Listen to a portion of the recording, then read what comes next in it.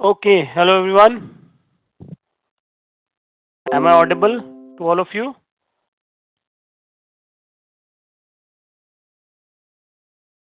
Okay, great. So we'll continue exactly from where we left yesterday. And again, for first half at least, we will not be working on R and then we'll start. Hi, Deepak. Yes, Yes. Emma, Sorry for interrupting, but can you please pass me the host rights? I'll do that. I'll do that. Thank you, Deepak.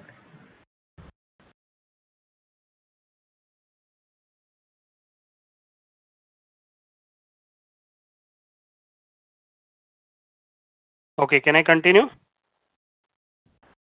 Deepak, I have received the host rights and you can continue with the session. Okay, so we're going to start exactly from where we left yesterday and quick recap. What did we do yesterday? We started with inferential statistics, right?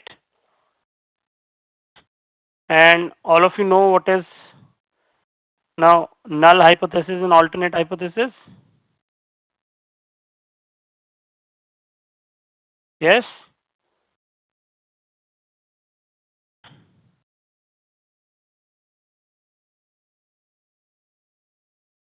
Okay, great. So let me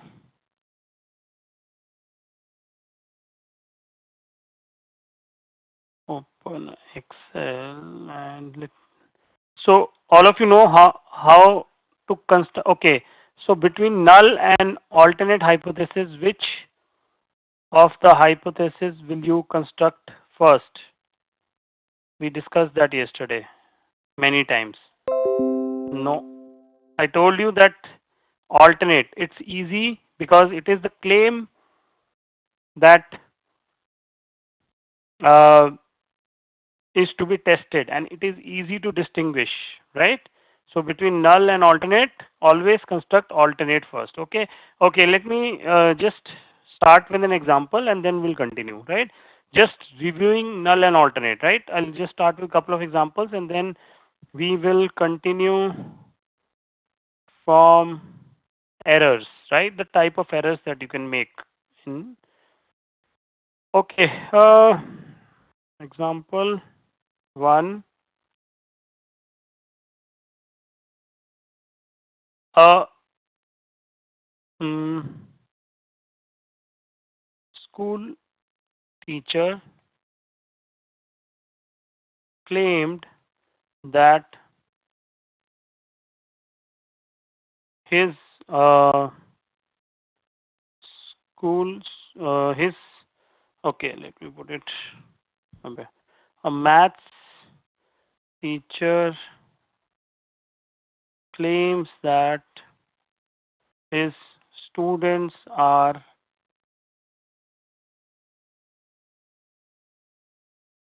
score more than average. Okay, that is students score more than average.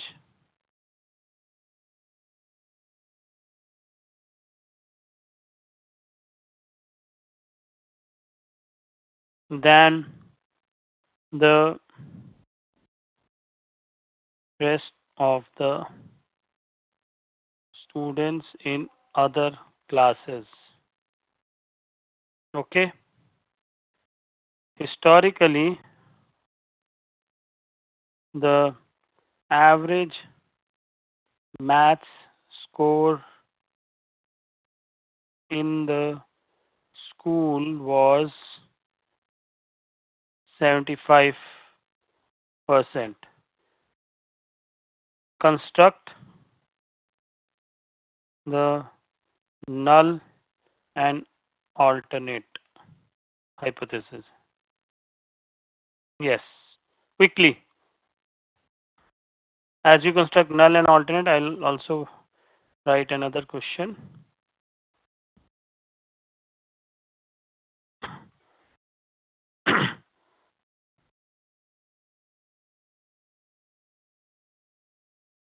Both, construct both null and alternate.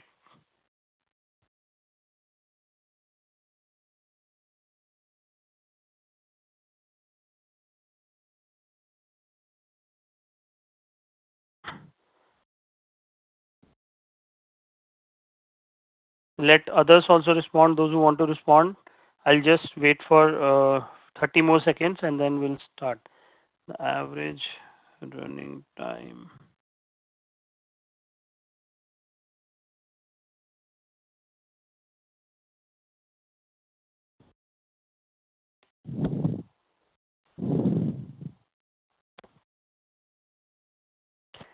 Okay. So everyone, I think I've got consistent results. Alternate is, so let me put H0 is null, HA or H. Let me put HA alternate. So H0, sorry, first I'm going to construct alternate, which is clearly given in the question.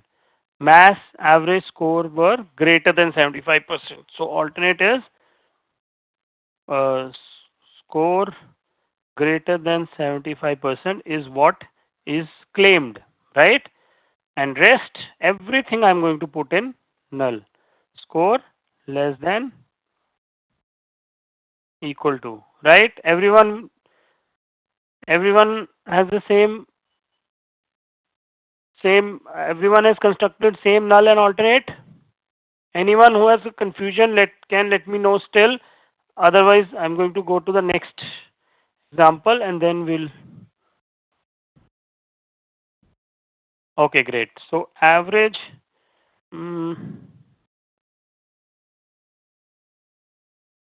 running time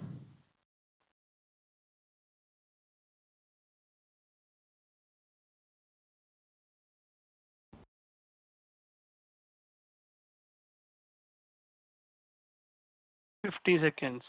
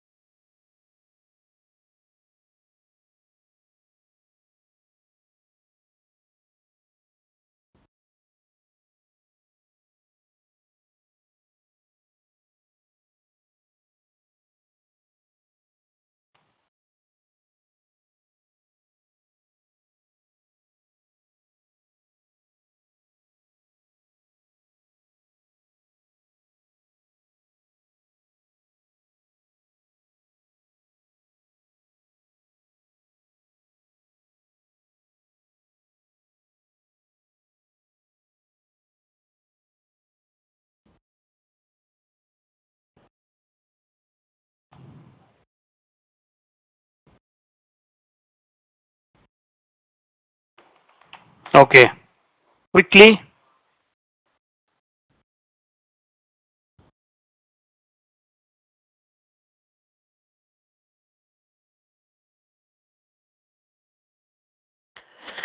Okay, H0 is going to be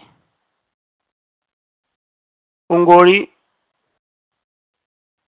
See what is claiming, what is to be proved. The newly trained runners claimed to run less than 50 seconds.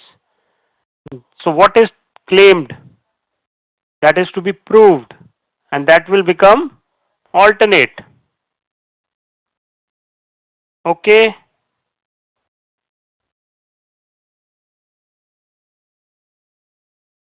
Is that clear, Pungodi? So null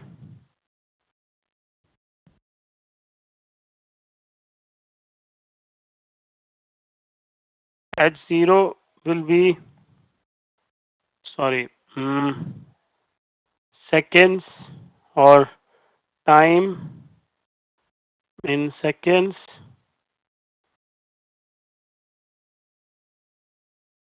greater than equal to 50, and HA will be, just turn this around. Okay, so practice. See, you can get lot of examples, right?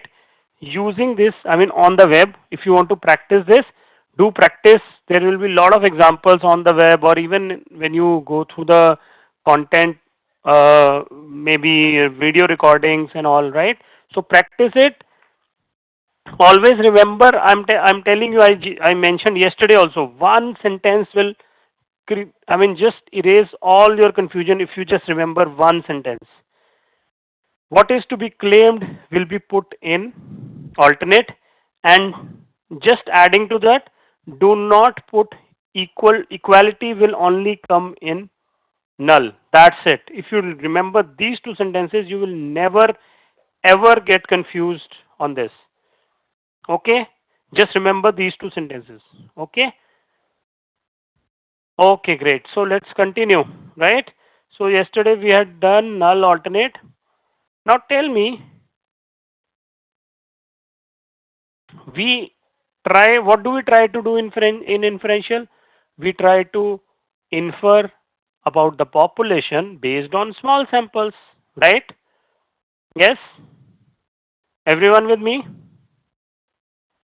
So, do you think when we follow such a process of making inferences about the population, do you think we can make errors? Do you think errors are possible? Tell me. Do you think errors are possible? Yes, of course they are possible, isn't it? There can be a lot of errors. I mean, there can be a, I mean, a good chance of errors, because we are just taking a handful of samples, and we are trying to predict the huge population, isn't it? Right? So, errors in inferential.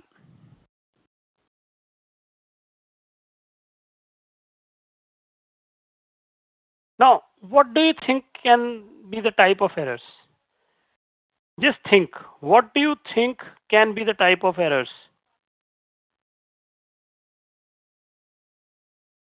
Okay. Let me make your task easy, right?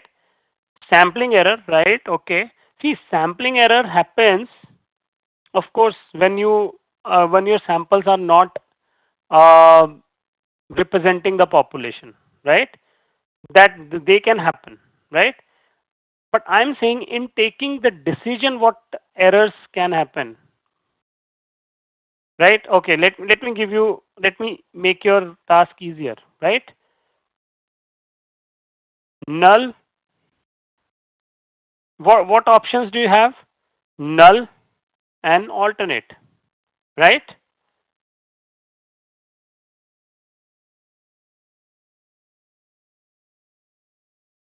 We try to predict, right? Predict or infer.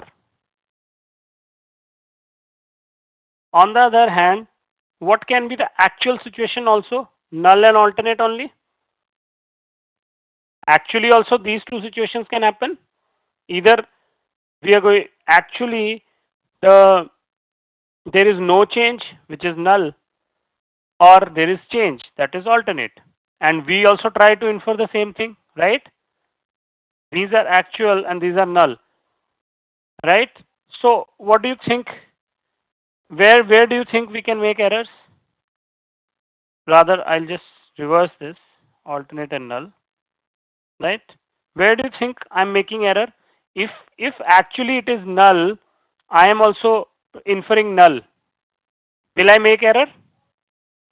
Will I make a error here? Actual situation is also null, and I also infer null. Did I make error? Pungori, you are not listening to me. No, we did not make error here, right? Similarly, if the actual situation is that there is a change and my samples also indicated that there is a change, did I make an error here?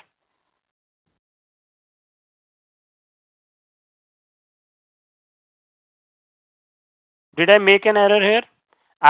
Again, don't listen, Pradeep. I am saying actually also there is a change and my samples also indicated a change. So did I make an error here? No. Again, no. Right? So where are the errors made? Now listen to me very carefully. Actually, the situation did not change, but my samples indicated a change. Did I make an error? Yes. Similarly, actually, there was a change, but my samples indicated no change. Another error. Are you getting it? How can you make errors? Are you getting this? And I think who mentioned it? Alok. Yeah, Alok mentioned it. Accepting wrong hypothesis, rejecting correct hypothesis. Yes, correct. Right? So, accepting a wrong hypothesis and rejecting a correct hypothesis means correct alternate. Right? Rejecting a correct alternate and accepting a wrong null. Right? Okay, right. So in nutshell, I have just explained you. Now let's discuss these errors in detail, right? And I'm going to introduce you to some terminology that is statistics terminology. It's not. I've just mentioned this as type one and the other one as type two randomly. Okay.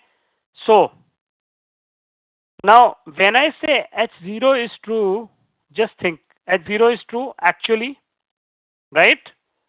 This is actual situation. H0 is true actually means H0 is true means actually there was no change. Let's talk in terms of the example that we were discussing yesterday, open air gym, right? Actually the null was true means the male weight did not reduce. It remained 80, right? Okay. But my samples indicated that I should reject the null. Means my sample, the sample that I collected, it was not indicating that the male weight remains same. It indicated that the male weight reduce. So in that case, I'll reject null. Yes, I will reject null in that case. Correct, right? So rejecting a true null means actually null condition existed after even after government efforts, actually no change happened, but my sample indicated a change and we based on the sample I rejected the null. I made a type 1 error and this is called alpha. Type 1 error and alpha are statistical terms. You will not, I mean, these are standard statistical terms.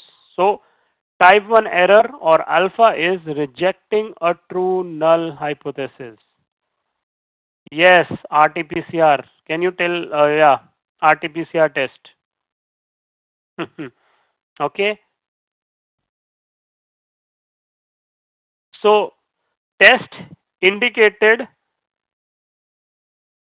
a COVID positive case, but actually the case was the person did not have COVID, right? But the test indicated positive. So rejecting a true null. We rejected a null, true null, and we went on and the test result was given that COVID was there. Correct. Not having corona, but the test is saying positive. Yeah, that's what I said, right? Is that clear? false positive. It is also called false positive. If you are getting confused with this, false positive, just think it as positive means change. Yeah, Idris, don't go that fast. Confusion matrix. Yeah, I know you know it very well. We will come to confusion matrix, right? Yeah, this is also a type of confusion matrix, but let's not bring in more terms. Let's go step by step. Okay. Okay. Right. So false positive. This is also called false positive. Why? We are wrongly going with the positive change. Actually, there was no change. Is that clear? This type 1 error is clear to all of you? Type 1 error is also called alpha. It is you if you want to by heart it, but this from a you can say interview perspective, if you are giving interview, or from any, if you are just appearing for any test or you want to test yourself, this is a very very important slide. Okay, so very important. If you want to by heart it. Type 1 error is rejecting a true null hypothesis. Okay, and of course going with the change. Clear? Now type 2 error. Let's see what are the type 2 errors. What is the type 2 error? Fail to reject a false null. We fail to reject a false null, right? So we'll call these as false negatives. Type 2 error. Okay, and this is called beta. This is called beta. It is also sometimes called no, sorry, 1 minus beta is called power of test. Sorry. Yeah, this is also called beta. So having corona, yeah, as Amatullah said, you have corona, but your test indicated that you do not have corona. Is that clear? You have corona, but the test wrongly indicates that you are all fit and fine. Is this clear? Type 1 and type 2 errors are clear to all of you. Let me know if there is any confusion, else we will proceed.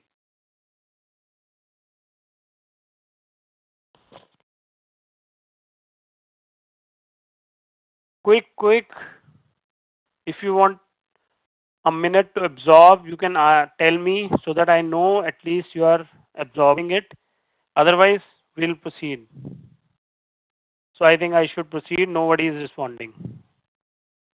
Am I audible also? I sometimes start testing the mic, checking the mic, because when I don't get response from a batch which is of decent size, then I have to check my mic, na, if there is no response. Okay, so this is clear to all of you, right? Okay, on the flip side, the blue quadrants, true positives means actually H0 was false, means actually change occurred and we also rejected H0. So no error, right? True positives. Okay, true negatives. There was no change and my sample also indicated no change. Okay, true negatives. Clear? Okay, now quickly I want you to, okay, we'll first discuss these. Okay, difference between type 1 and type 2 error. Type 1 error, non-acceptance of a true null. Is this clear to all of you? Non-acceptance of a true null means rejecting a true null hypothesis, right? That is what we are doing. Okay? Yes? Type 2 error. Acceptance of a false null. Wrongly, I am accepting a false null. Actually, New condition. Actually, an alternate is true, but I am wrongly accepting a false null. Clear? Difference is clear? False positive, false negative. Now, represents a false hit means you are wrongly hitting the you are wrongly hitting. Okay? A miss. This is a miss. Okay? You miss the positive and you go with the wrong negative. Okay? Probability of error is called alpha here. It's called beta here. Right? This is called level of significance. Alpha is called level of significance. We are going to work with level of significance a lot, so understand this very well. Alpha is also called level of significance. Okay? Example, new drug is accepted, but it is not effective. Right? The same thing that we discussed about corona. Right? New drug is accepted, but it is not effective. Right? It got accepted, but it was not effective. Rejecting a newly effective drug is a type 2 error, right? We rejected a newly effective drug and we said it is not effective. Okay, that's a type 2 error. Is that clear? Difference between type 1 and type 2? Okay. Now, I want you to go through this on your own. It's an example of a bank customer, right? Bank customer, all of you would have gone to bank sometime, opened an account, taken a loan, taken a personal loan, car loan, sometimes, right? Whenever you go to a bank, bank asks you to fill some form, right? For loan, they will ask you to fill so many forms that I mean, you will get fed up also, right? They'll ask you to sign so many times that after that you will never forget your signature. You can do your signature even, I mean, you will be doing your signature even in your dreams that day, right? Okay. So now, do you think when they ask you some information, they are just randomly asking you some information? No, they are scientifically asking the information that they want you to tell. And it's not that the information they ask you, they are just piling up some forms and just keeping it in. No, it's the information they ask you is scientifically tested and then it is put in the models to predict whether you are a good customer for them or a bad customer for them. Okay? And this is done by all the financial institutions these days. Okay? So you went to a bank, right? What kind of errors bank can make, right? Suppose you are a good customer, right? But bank, I mean, build your details, I mean, and they put it in the model, and their model told that reject the null. You are reject the good customer, and they said you are a you are not a good customer. Maybe good customer means maybe they are expecting that you might do a default, so they don't give loan to you. Okay, you are a good customer, you don't have such intentions, and H0 is true. Let's assume you are a good customer, very similar to that of the court case, right? No, uh, assume the defendant or the person who is convicted is not guilty, right? Yes, same way, right? Assume you are a good customer, and actually you were a good customer, but the bank rejected you. So they rejected a true null hypothesis. They made a type 1 error, rejecting a good customer. Is that clear? Now, what is the other error they can make? You had some malicious intentions. Maybe you wanted to um, default, right? Now, if you feel bad, don't take your friend as a default person who is going to default. Okay, this is just an example. Okay, okay. If you get offended, then don't take it on you. Okay, so good. You had some malicious intentions. You wanted to default, but and bank accepted. Bank gave you the loan. So from your perspective, it was good, right? But from bank's perspective, they made a wrong decision, right? They said you are a good customer, but actually you defaulted the next month. Okay? Yeah, Vijay Mallya, yes, right? Anyways, that was a planned story, but yeah, I mean, you can take that case, right? So, what did that was another error they made. Now, we accepted a bad customer and thus we incurred bad debt. So, bank accepted a wrong customer and incurred bad debts, right? Failed to reject a false null. Bank said, okay, the customer is good, but he was not good. The second type of error. Is this clear? In terms of bank, the two types of errors.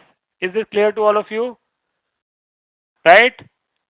Okay. And the blue quadrants, no error was made. Their model indicated that he is a bad customer and he was also a bad customer. So bank was able to avoid bad debts. This is called power of the test, 1 minus beta. Okay? It is also called power of test. Okay?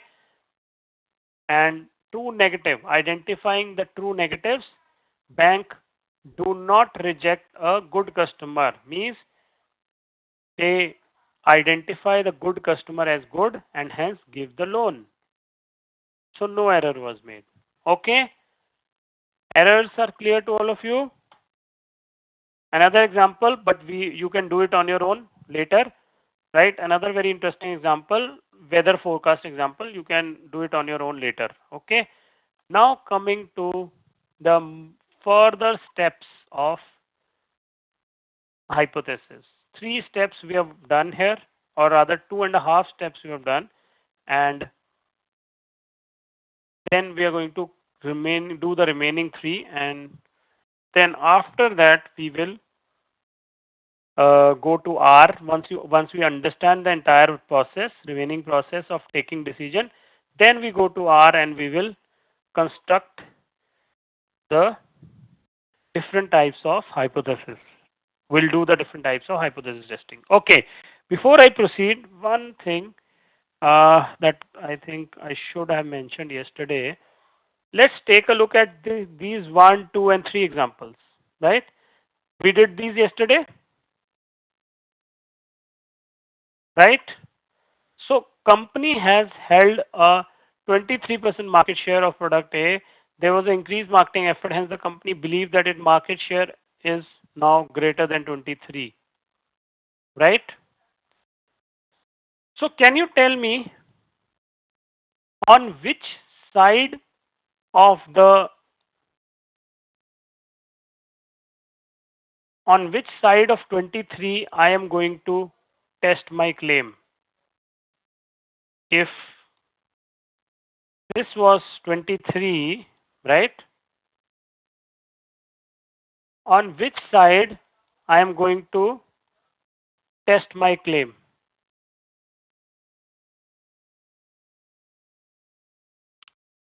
Everyone? Right side? Everyone with me? Everyone with, yeah, all of you are saying right. Very good, right? So I believe it's the concept is has sink in well, right? Okay. Here, on which side I'm going to test my claim?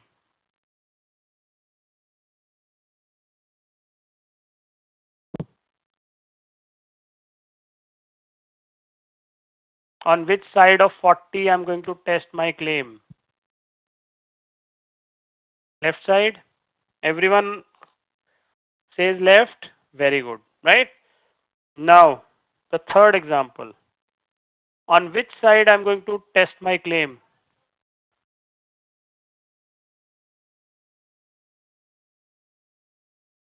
Both the sides? Excellent, right? So remember this, whenever you have a equality symbol in H0, only equality symbol, you are going to test the claim on both the sides. In this case, in these cases where you have greater than equal to or less than equal to, you test the claim on one side. Is that clear? Easy? I mean, nothing complicated, just that I missed this yesterday, right? So I thought I'll just take it up. Okay? Okay. Now moving to the steps in hypothesis testing. So setting the null hypothesis, we have done. Setting the alternate hypothesis, we have done. Setting the significance level, we will discuss. Then, after you do this, select the distribution test. There are different distributions which we are going to learn, right? And then, among these distributions which I have to select, we will learn these in fourth step. Then, calculating the p-value. What is this p-value and how this p-value helps you take the decision? We are going to learn this. And then sixth, take decision, that is accept or fail to, sorry, reject or fail to reject the null. Okay? Reject null or fail to reject the null. Okay? So this is just a summary, high level summary. Now coming to the details of the steps, right? First two we have already done, setting a null, setting alternate, and we know how to do it. Okay? So I am just running on these slides, running over these, right? Third step, setting the significance level, which is alpha, and the critical region, right? So let's understand this. What is alpha? We just discussed. Type 1 error, right? Significance level or alpha is the maximum probability of accepting a type 1 error, right? That is, we reject a true null hypothesis. That is, when we reject a true null hypothesis and assume that a significant change has occurred. Is that clear? So significance level is the maximum probability of accepting a type 1 error. Is this clear? It's called alpha. We have already discussed this. In hypothesis, there are actually three types of three levels of significance level, or sorry, three you can say levels of alpha, right? We'll discuss that. Now let's see this picture, right? Suppose this is a distribution of the sampling distribution of sample means. Remember that it takes the shape of normal curve, right? So we can easily draw a sampling distribution of sample means even without knowing what was the uh, shape of the population, actual population, right? Okay, and if you remember, in a normal curve, the entire area represents 100%, right? Mean is in the middle and 50% on each side, right? 50% area on each side, right? So in hypothesis, as I said, there are three common significance levels: 1%, 5%, and 10%. Okay, if you want to be very stringent on errors, you are going to be selecting alpha as 1. If you want to be very relaxed with errors, you will say, okay, you can accept 10% errors. You are going to accept 10% errors with the samples that you are taking. Okay. Otherwise, if nothing is given, which is 95% of the cases, right? We just take, and if nothing is given around significance level, right? We safely assume it to be 5%. Is that clear? Is this clear to all of you?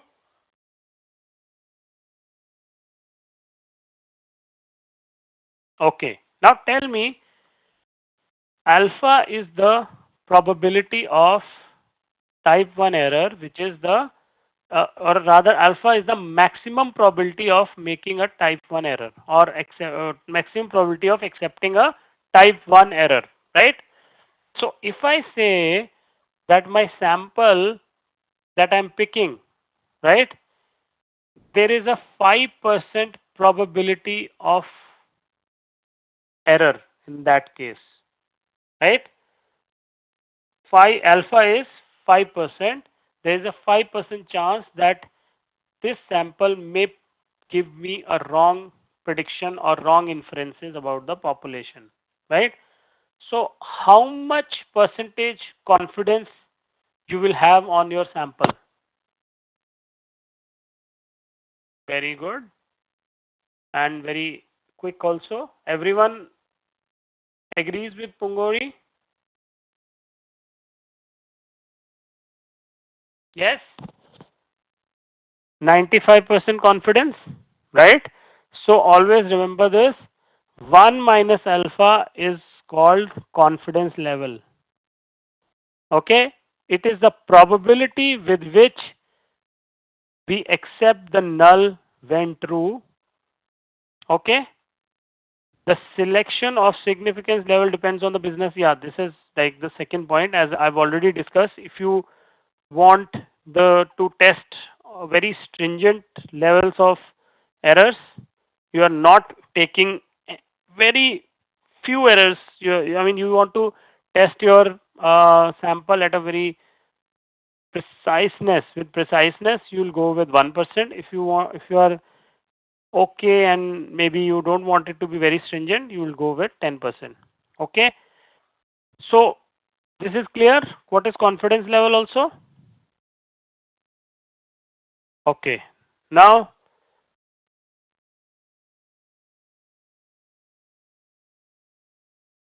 for one tail test, the level of significance, that is alpha, lies on either side of the distribution, left or right, isn't it? If you are going to test the claim on either side, whether left or right, right? So, on where will you make the error? Only on that side which you are testing, isn't it? Yes. The test where on which side you are testing the claim, the error will also be made on that side, na? Right? So these are called one tail test. On the other hand, if you are testing your claim on both the sides, you can make error on both the sides, isn't it? Yes. So that is called a two tail test. The total level of significance will be split. Now in two tail test, your alpha will get split on both the sides. Very, very logical, isn't it? I don't have any one side. I'm not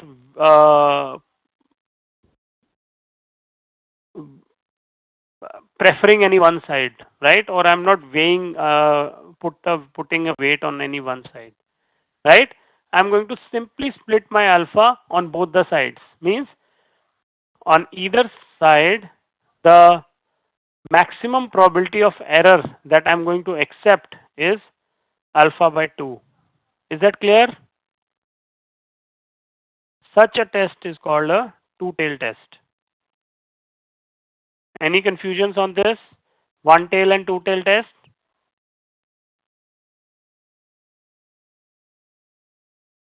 So we can proceed, right?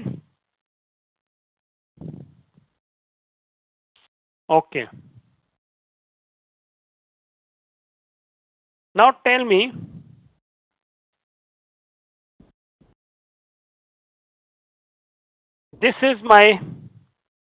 this red line is my alpha, right?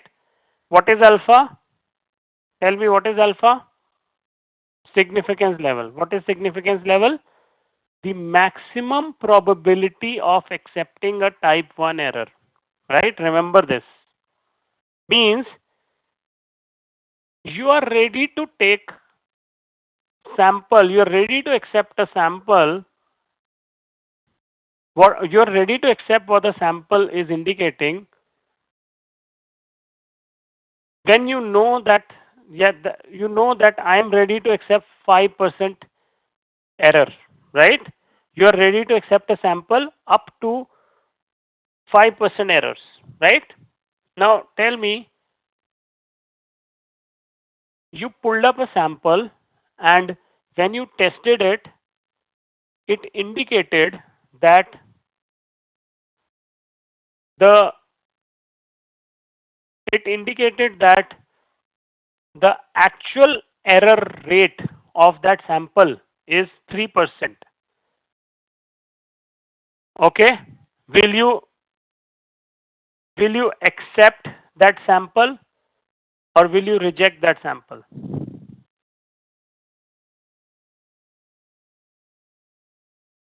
Re- we will okay, I'll reframe it. I'm saying you are ready to accept 5% error rate, right?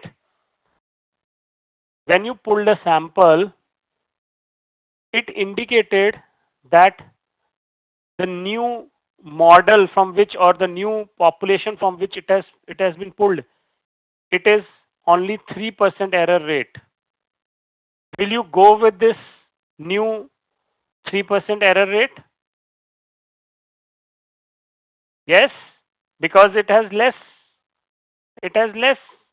uh, risk, right? It has less error, right? You'll go with 3%, means you are going to go with the new situation. You are going to reject the null, isn't it? Are you getting my point? You will reject the null and you will go with the 3% error population, right? Everyone with me, right? So what does this mean? If this was 5%, if this was alpha is equal to 5%, right? Where will 3% lie? On this side, isn't it? 3% is going to lie on this side only, na? Yes, right? So this region, wherein this region, wherein which will lead you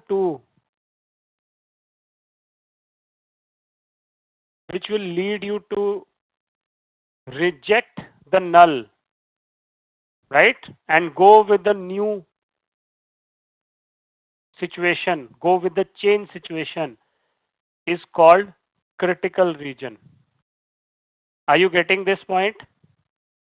Critical region is a set of all values of test statistic. I'll explain what is test statistic. For now, just understand 3%, right?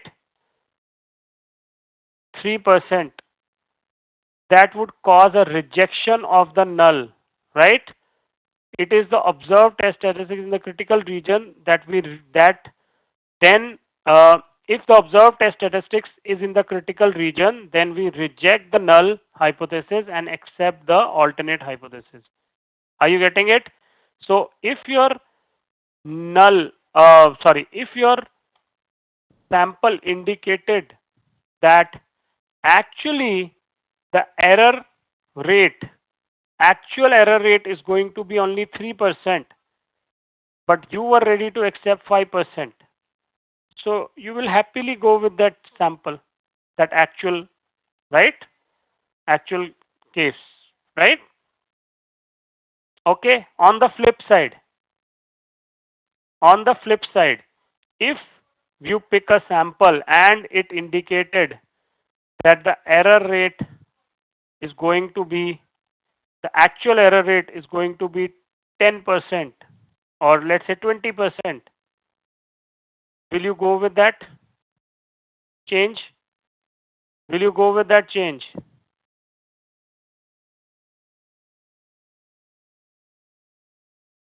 No, you will not go with that change, right? Let's say it was 15% or 20%, 15%, right? Will you go with that change? No, we will stick with the null because here if the new situation is far more riskier than my 5% that I am ready to accept. Are you getting this point? So in such a case where the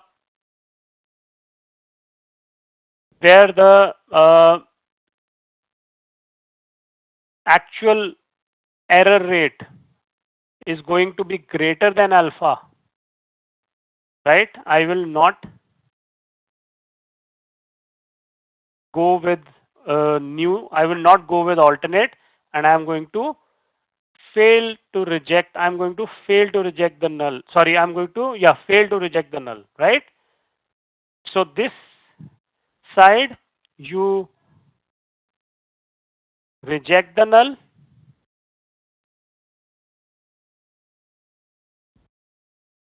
and this side, you fail to reject the null. Is this clear? Any confusion on this?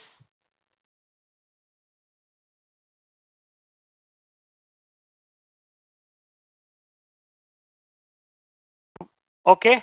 Now, so this is called critical region because it leads to a rejection of the null. That is why it's called a critical region. Now we will talk about this 3 and 15%. How did I arrive at that? We'll talk about that shortly. Okay. I just gave you an example that this is called a critical region because here any value that falls on this extreme side would cause a rejection of the null. Okay. Okay, so critical region in a one-tail test will be on one side. In a two-tail test, critical region will be on both the sides.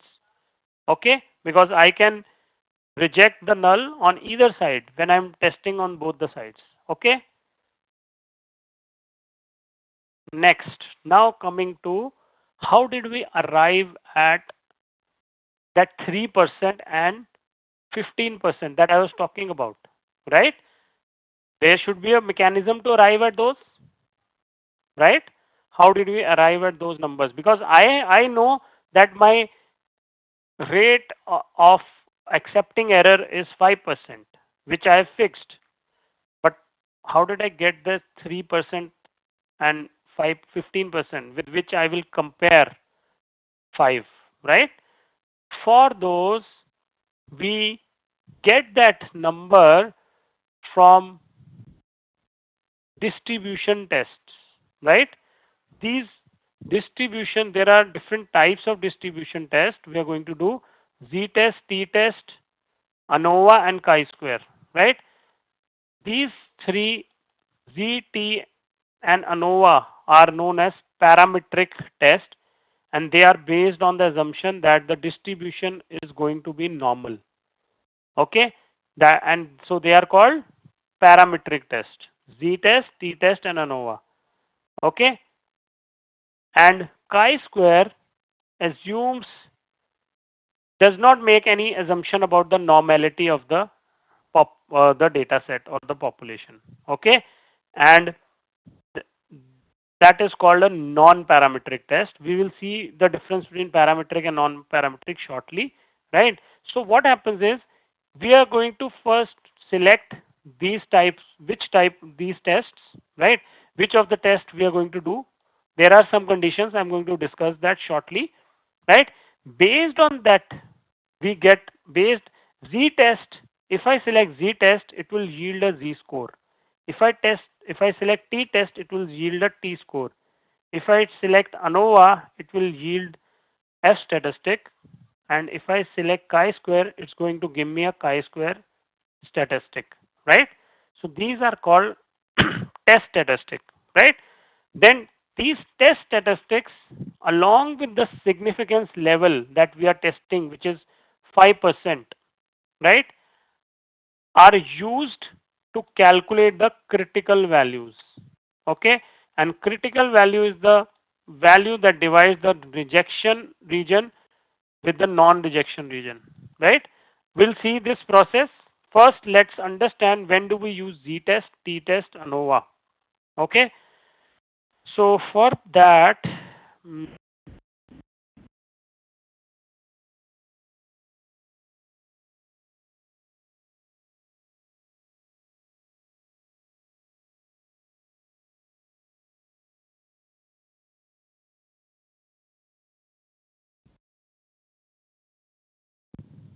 okay, so let's understand when do we use these tests. Okay, z-test, t-test, ANOVA. Okay, so when you have an information that the population is normally distributed, okay, your data is normally distributed, first condition is you will use either of the three. You will not use chi-square.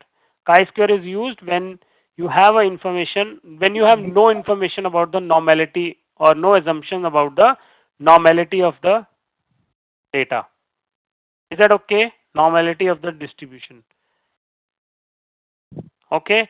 So if you have information that the data is normally distributed, you will use either Z, T or ANOVA.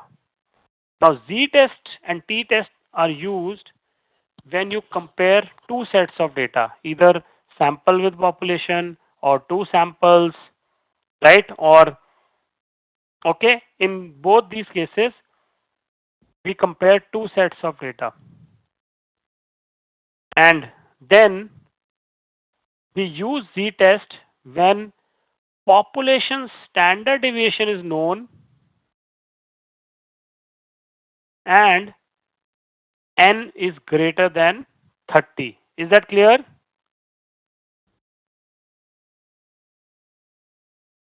Is that clear?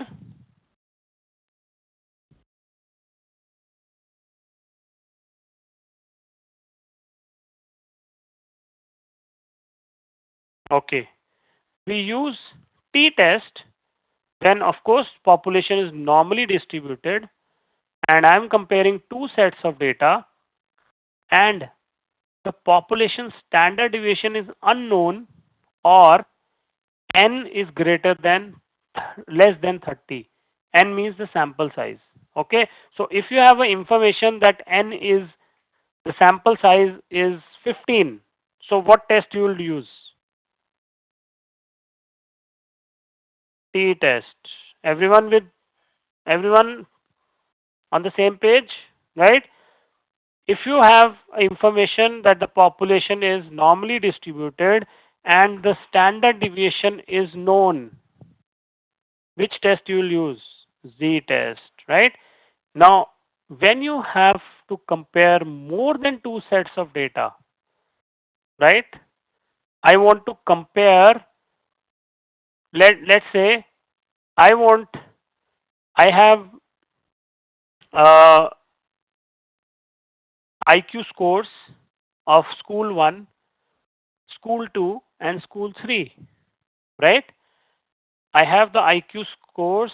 I've taken samples of the IQ scores from three schools, right? Or three institutions, whatever you want to call, right? I want to test whether all the three belong to a same population. When I say this, all the three belong to a same population, take it as that they have the same population parameters. They have the same characteristics. Their population has the same characteristics. Okay. So whether I want to test whether all the three belong to the same population, I'm going to use ANOVA because more than two samples. Is this clear? Okay. And in case I do not have any information about the normality of the data, I will use chi-square. Is this clear? Four four tests.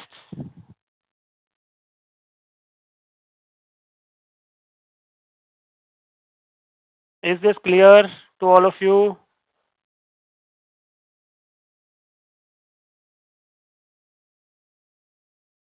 No response. Okay, fine. So now coming back to our PPT, right? So once you decide which test is to be used, right? Z test will yield a Z score, T test will yield a T score, F test, F statistic, ANOVA, F statistic, and chi-square generates chi-square uh, statistic, right? Using these test statistic with along with the significance level, we basically look at some tables which you do not, whatever I am explaining this process, it is just now, you can say, just conceptual part, that this happens at the back end, right? 10 years back when these softwares were not there, 10-15 years back, we used to do these, or maybe some of you would have done these in your high school also, manually, right? I'm going to show you one example. How do we take decision manually, right? So from these tests, we get something called critical value. Okay, using these test statistic along with the significance level, we get critical value. Okay, and then that critical value we compare with p value, right? So P, what is this P value now? Let's understand this P value. Okay. P value, again, it's a standard term, is the observed test statistic, right? Is the observed means actual, that actual risk, or actual, that 3% and 15%. Remember, this is the actual test statistic. Okay. It's the calculated probability of the actual event. Actual event that that has occurred. It is the calculated probability of that event, right? So p value we compare with the critical value, right? And then we take a decision. P value is also called the cumulative probability of outcomes as extreme or more extreme than the observed value arising by chance. So it is the cumulative value of all the events, all the extreme events, right? If this is a p value, all these events which occur on these side, if I accumulate them, that will give me a value of that will give me p value, right? Extreme basically, right? All the events that has these extreme occurrence probability will give me a p value. That is why it said cumulative probability of all outcomes as extreme or more extreme than the observed. Okay, it is the area under the tail. Now p value is called the area under the tail of the probability distribution, and it is also called the evidence against the null hypothesis. Why it is called evidence against the null, we'll see. Because smaller the p value, stronger is the evidence that you should reject the null. How is this? suppose suppose my significance level is alpha is 5%, and I have two p values, 1% and 3%, right?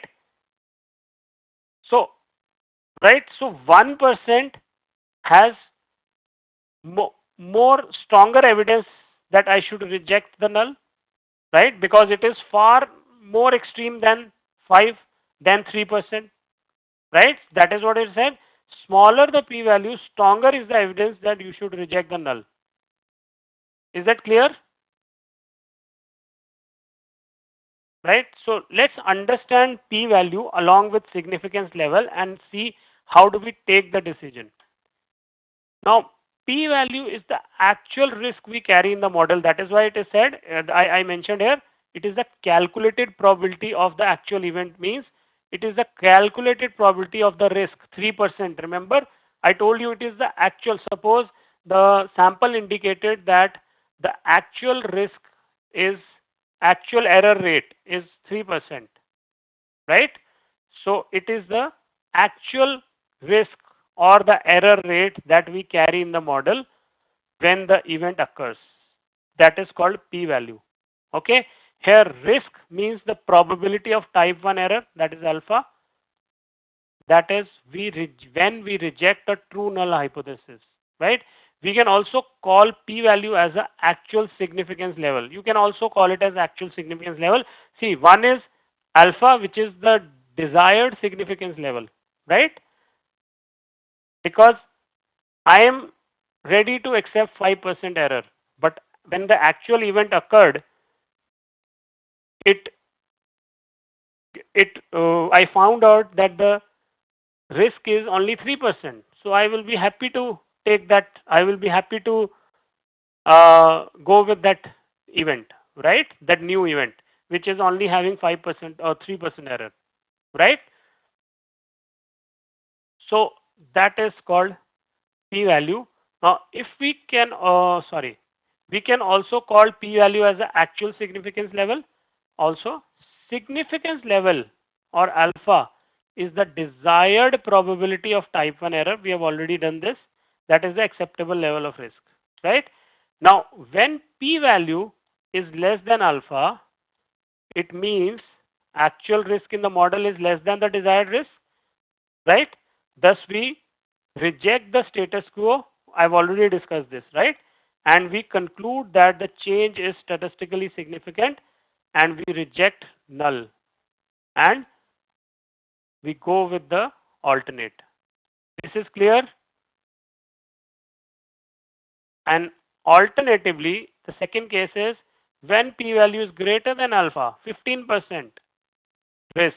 It means actual risk of moving to H0, of moving of the new model, the actual risk of moving to H0 of the new model is greater than the desired risk, right? Rather, it should be H1, right? Actual risk of moving to H1 means alternate of the new model is greater than the desired risk. Thus, we reject the status quo H0 and we conclude that the change is not statistically significant. Hence, we fail to reject the null.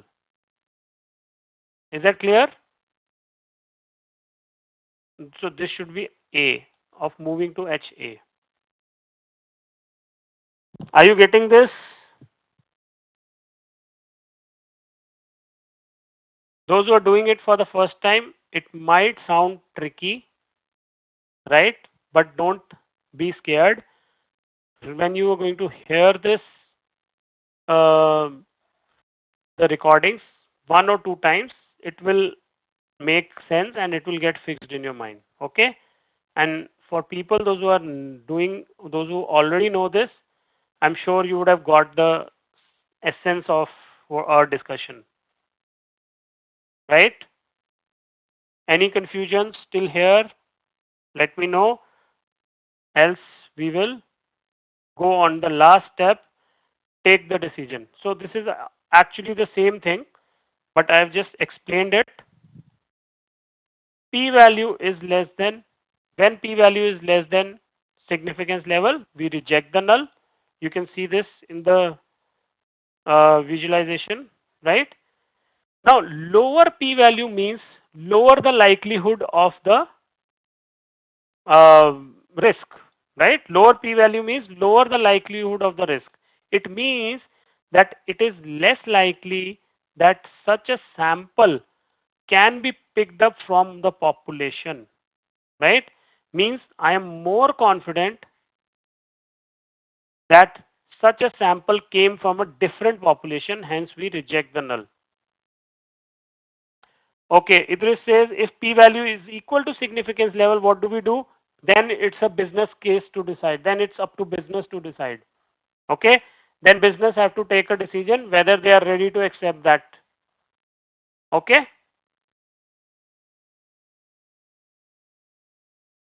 and the otherwise, higher p-value means higher the likelihood of the risk, right? It means it is more likely that such a sample can be picked up from an existing population, right? More likely that such a sample can be picked up from the existing population means I am more confident that such a sample came from this population only, hence we fail to reject the null.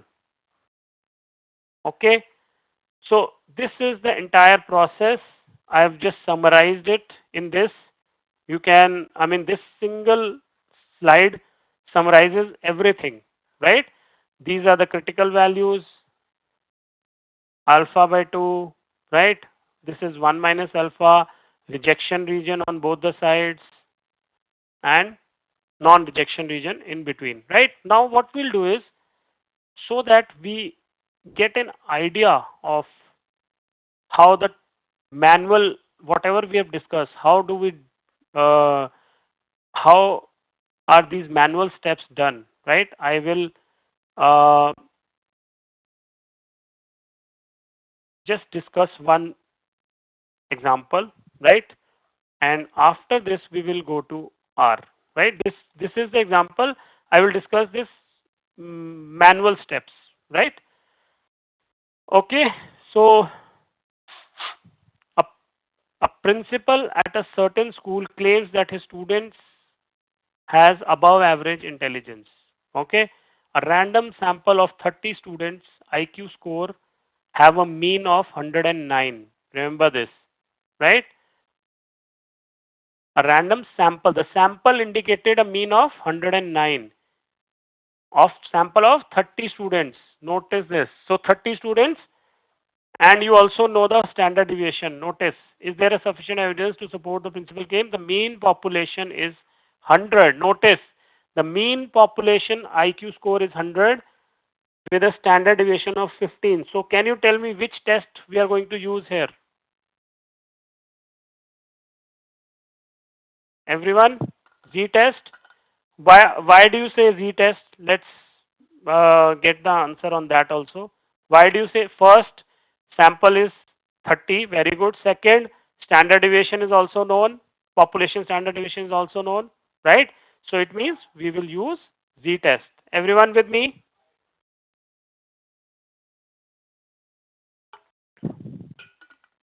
Okay. Okay, great. Next. So let's construct a null and alternate. Let me see who can construct null and alternate without looking at the screen. Yes. Construct null and alternate. I don't know if this window was able to hide null and alternate, but I want you to construct null and alternate on your own.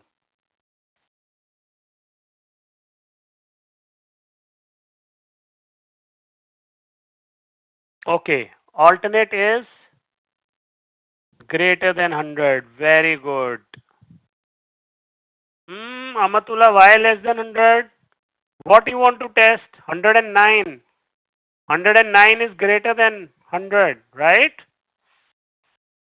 Idris, why 109? Mean is 100 only, no?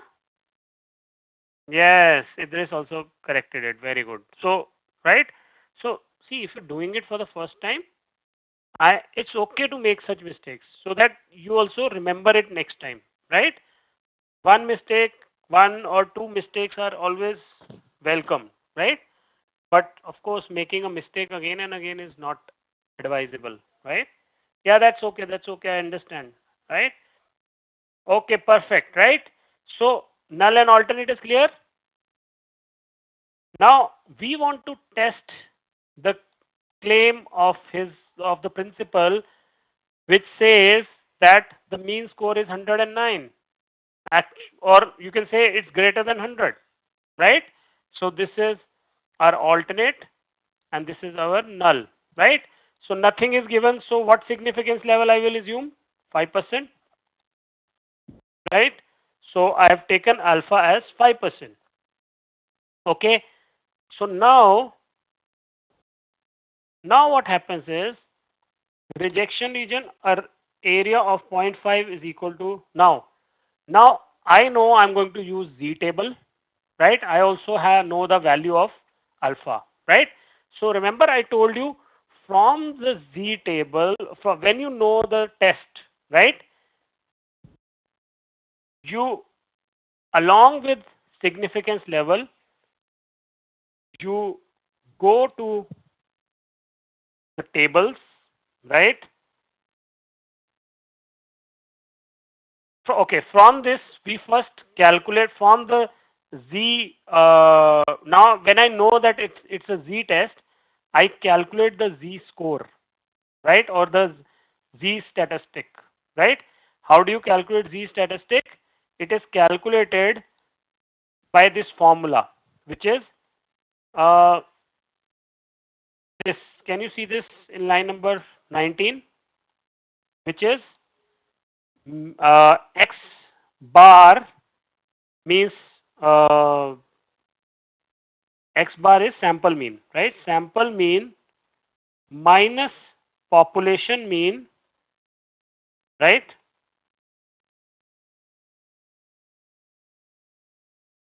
Divided by,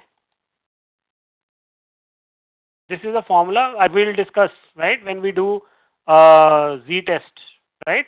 In R, we will discuss this concept, right? Divided by under root of N, right? Under root, how do I write? SQRT N. Okay, this is a formula. This gives you the Z statistic. Okay, or also called Z score, right? Now we calculate the Z score for this, and then we we look at this Z score at 5% significance level table, right? So this Z score I have calculated, which comes out to be, see, this is the calculation of Z score. Okay, 109 minus 100 upon square root of 30. Okay, and this comes out to be what is this, 15? Oh, I think I've written the formula wrongly. It's under root. Yeah, the formula is wait. I'll show you the formula. I've written it wrongly here, right? The formula is did I mention it here? I think it will be better if I show you on the slide. I'll just show you. Six. Sorry.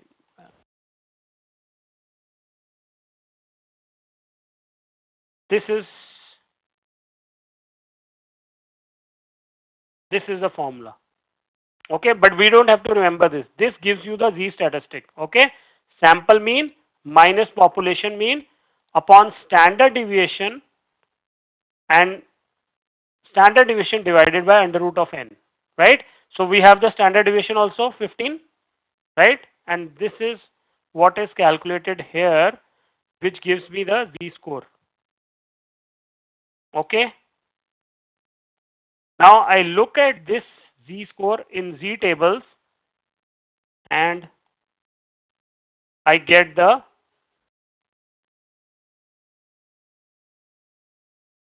this is 3.28, right? So I'll look at this table 3.28, somewhere here. This is 8. That 995. This is the number and this Z table, these tables used to, this table would give me the uh, area under the, on the left side of the curve, okay, of this. So area on the left side is 995. It means the area on the right side, and this will give you the p value, is 1 minus triple nine 0.995, right? This will give you the p value. So you will compare this p value to, this is how you arrive at, first of all, this is how you arrive at the p value, okay? But again, as I said, you don't have to do all this. When we will do in R, all you have to do is simply, it will give you p value, and you just have to compare it with the significance level, okay? This, all this dirty work is not required to be done, okay? So when you get the p value, you just compare it with alpha.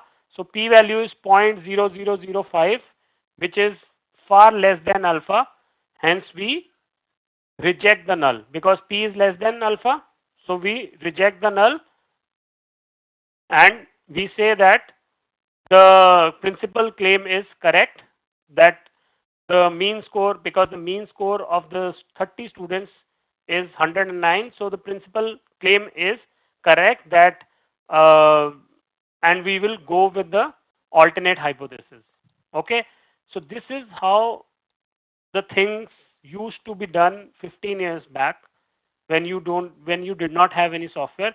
But now we'll see how this entire process is done in just a single line of code in R, okay? And we'll see that once we start with parametric and non-parametric tests. And the first type of test we'll do is Z test, okay, right? So before we start with parametric and non-parametric tests, first we will understand what are parametric and non-parametric tests, and then we will understand what is degrees of freedom, right? And then after you do degrees of freedom, we'll start with Z test. Okay, so let's start with parametric and non-parametric tests. Okay, so as I said, parametric, I've already discussed in brief. Parametric tests are the tests that are based on the assumption of normality, right? So if you look here in the Excel, they assumes normal distribution, that population is normally distributed, okay?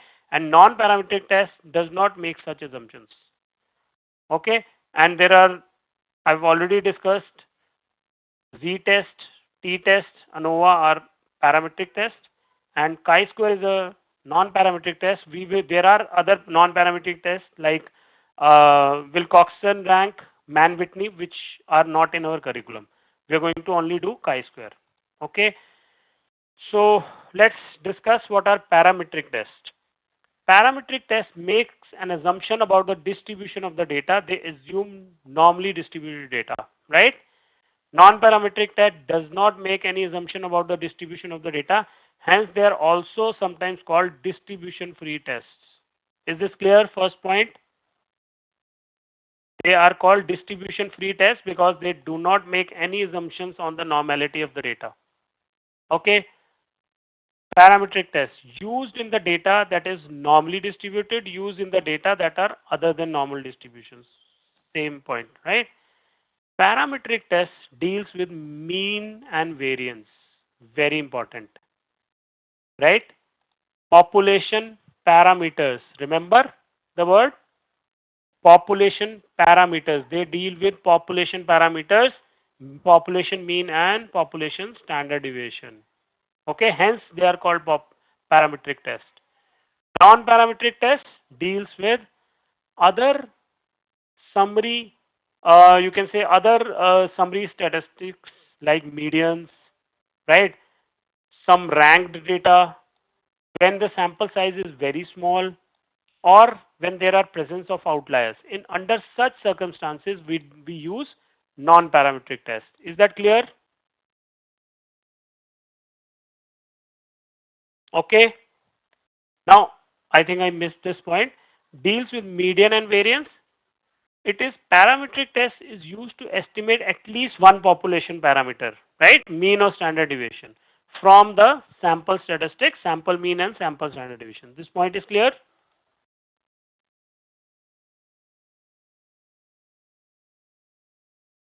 Okay, next.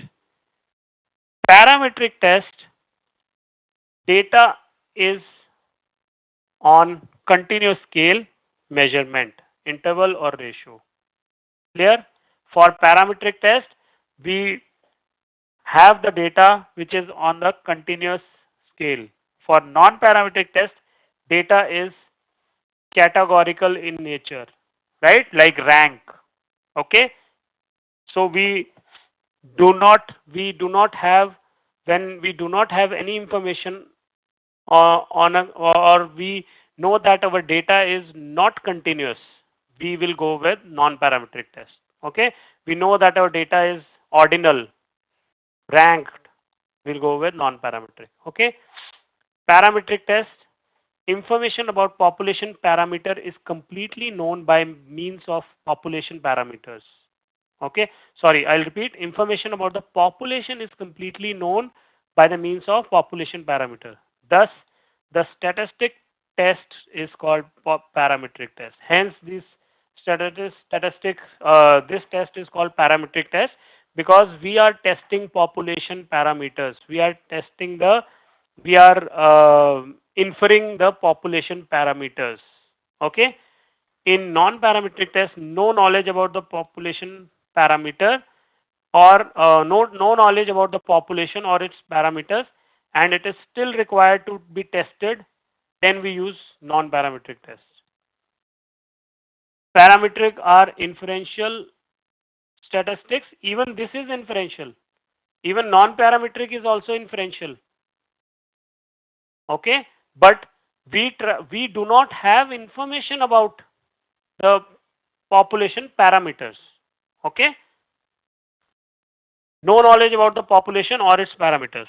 Okay, H0 is made on the parameters of the population. We have seen either it is mean, right, or sometimes it is standard deviation also, right? But in non-parametric, H0 is free from population parameter. We do not make an assumption about the population parameters in non-parametric. Okay. Okay. Now this point is very important. Please understand it very well. This point. Though I'm sure you would have got an understanding about the difference, but this point is actually the crux of the main difference. Parametric tests are powerful as the parameters and the statistics are calculated on the original data. Means it uses all the data points to calculate the parameters. When you calculate mean or when you calculate standard deviation, we are using all the data points. Yes? Yes or no? Yes. Hence, they are powerful tests because they are using the entire data, information from entire data. Now, when you talk about non-parametric tests, they are not that powerful because there is a loss of information when we calculate ranks, right? Suppose you only have information about ranks of some numbers, right? Let me show it to you. It will be better. Suppose I have 5 numbers, right? 54, 200, 324, 100, and let's say 80, right? This is my actual data.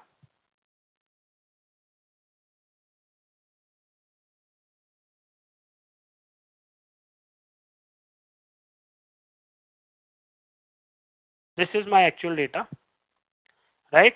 Now, I have been given only the ranks for this, right? Ranks in terms of 1, 2, 3, 4, and 5. I only have this ranks. I don't have this. Let's say I hide it. Now, based on this, do you think if I have the rank, do you think I actually have information about the data, entire information about the data? No, right? It is only giving me the order, right? So that is why it says when you're dealing with rank or when you're dealing with median, I can still calculate the median. This number is my median, right? When I have the rank, I can calculate this as the median. This number was the median, but actually I don't have the numbers, right? Right? Are you getting it? So either when you're dealing with median or you're dealing with rank, I am I don't have information, complete information. There is a loss of information, right? Thus, the impact of the magnitude of the data is lost.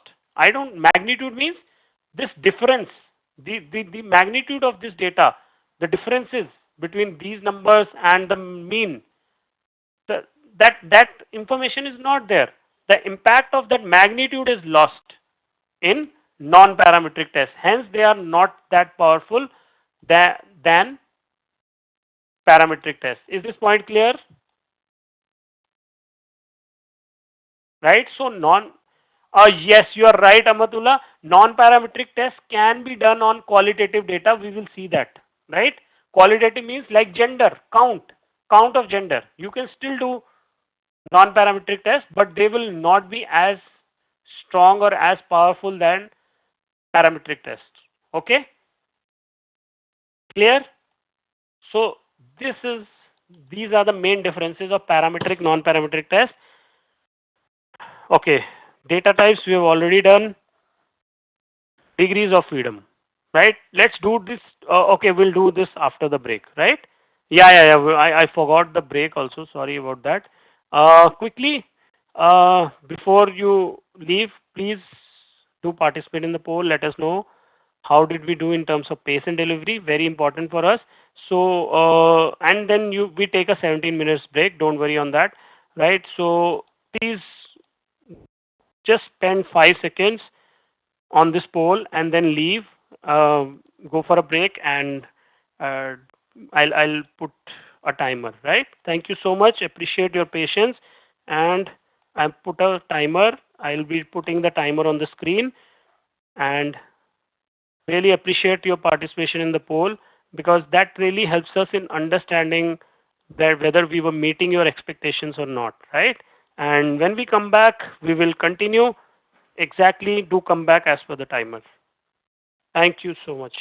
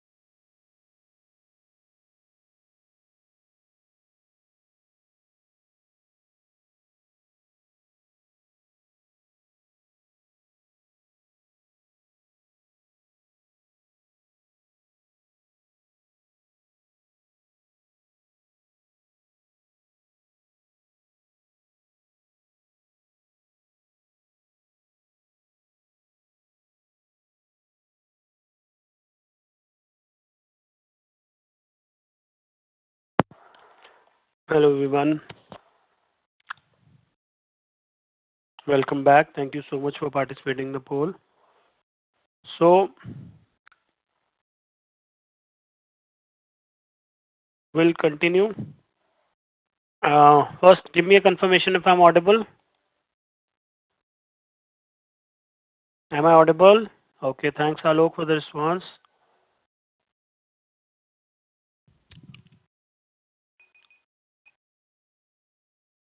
Okay, so before the break, we discussed and understood parametric and non-parametric tests, right? Now, there is a concept of degrees of freedom that is used while when we do these tests. So let's understand what do you mean by degrees of freedom.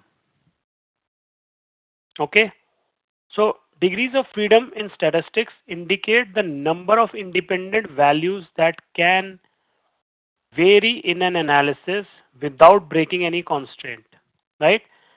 They are the number of values that are free to vary in the data set. Now, what does this mean?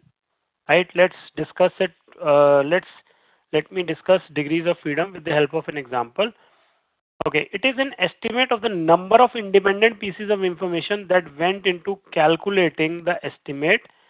It's not quite same as the number of items in the sample. So let's understand this degrees of freedom. Uh,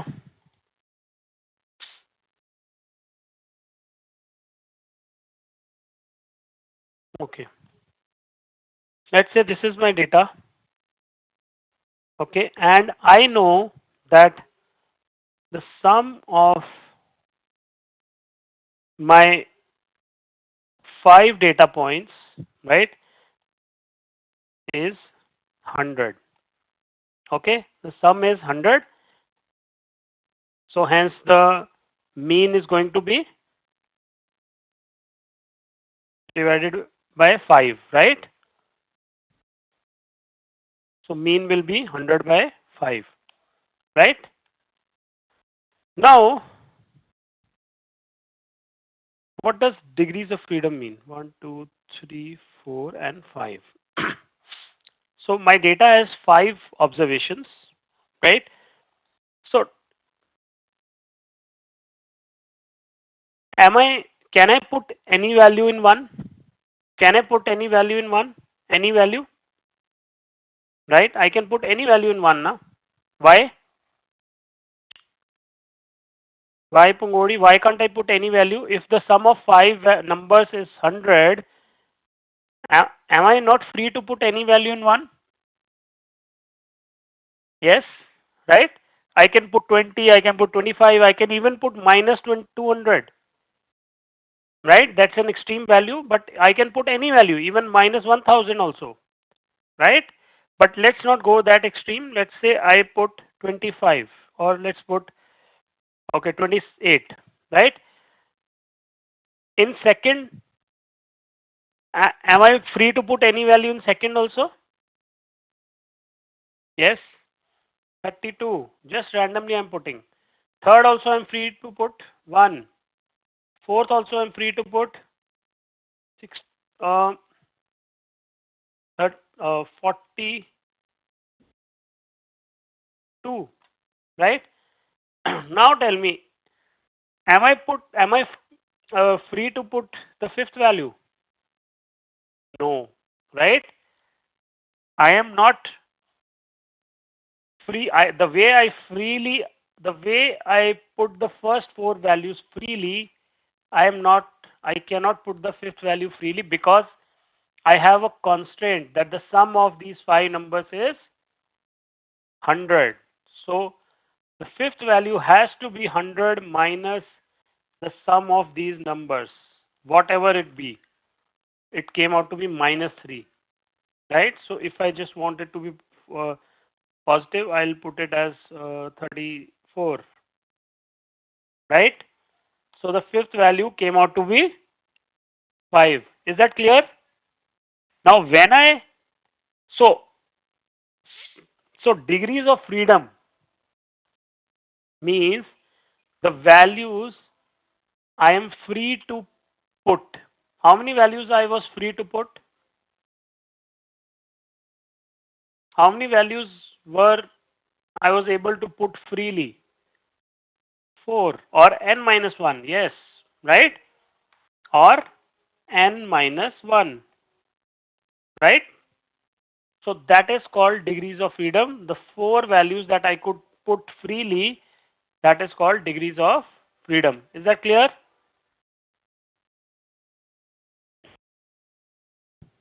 Indicates the number of independent values that can vary in an analysis without breaking the constant. Okay, so I've given an example here which I've already discussed. It's the same example, I mean a similar example, that if I have if I have been given that the sum is 100 or the mean is 20 for 5 values. First 4 values I am free to put. I can pick any number for the first 4 values. But of course, once I pick the 4 values, the fifth I cannot freely choose, right? Okay, great. Uh, uh, thanks for your encouraging words. Okay, great. Right. So degrees of freedom is clear. Okay. Now let's start the tests. Right. Let's start with Z test. So all of you remember the conditions when we will use Z test.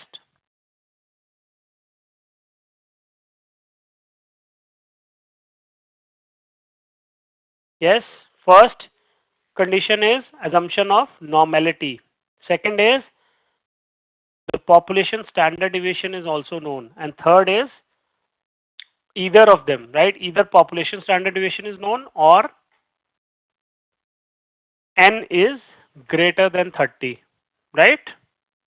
And of course, yeah, two groups. Yes, that's very important, right? That is in fact implied because I mean, when you have three groups, you'll go for ANOVA. The only decision you have to make is whether you have to use T test or Z test, right? Okay, great. So let's start with Z test. Okay.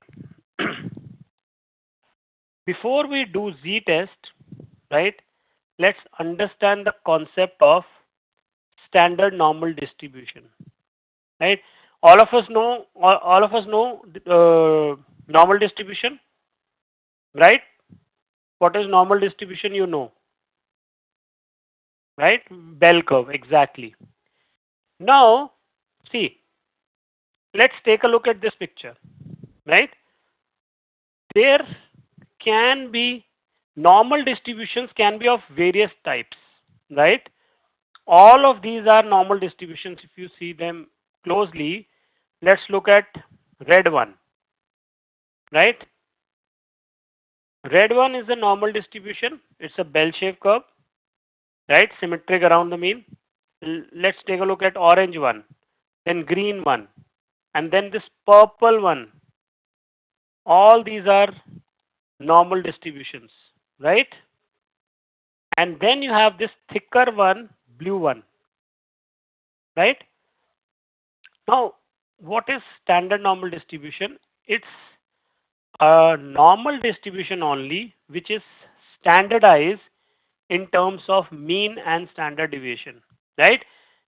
Means means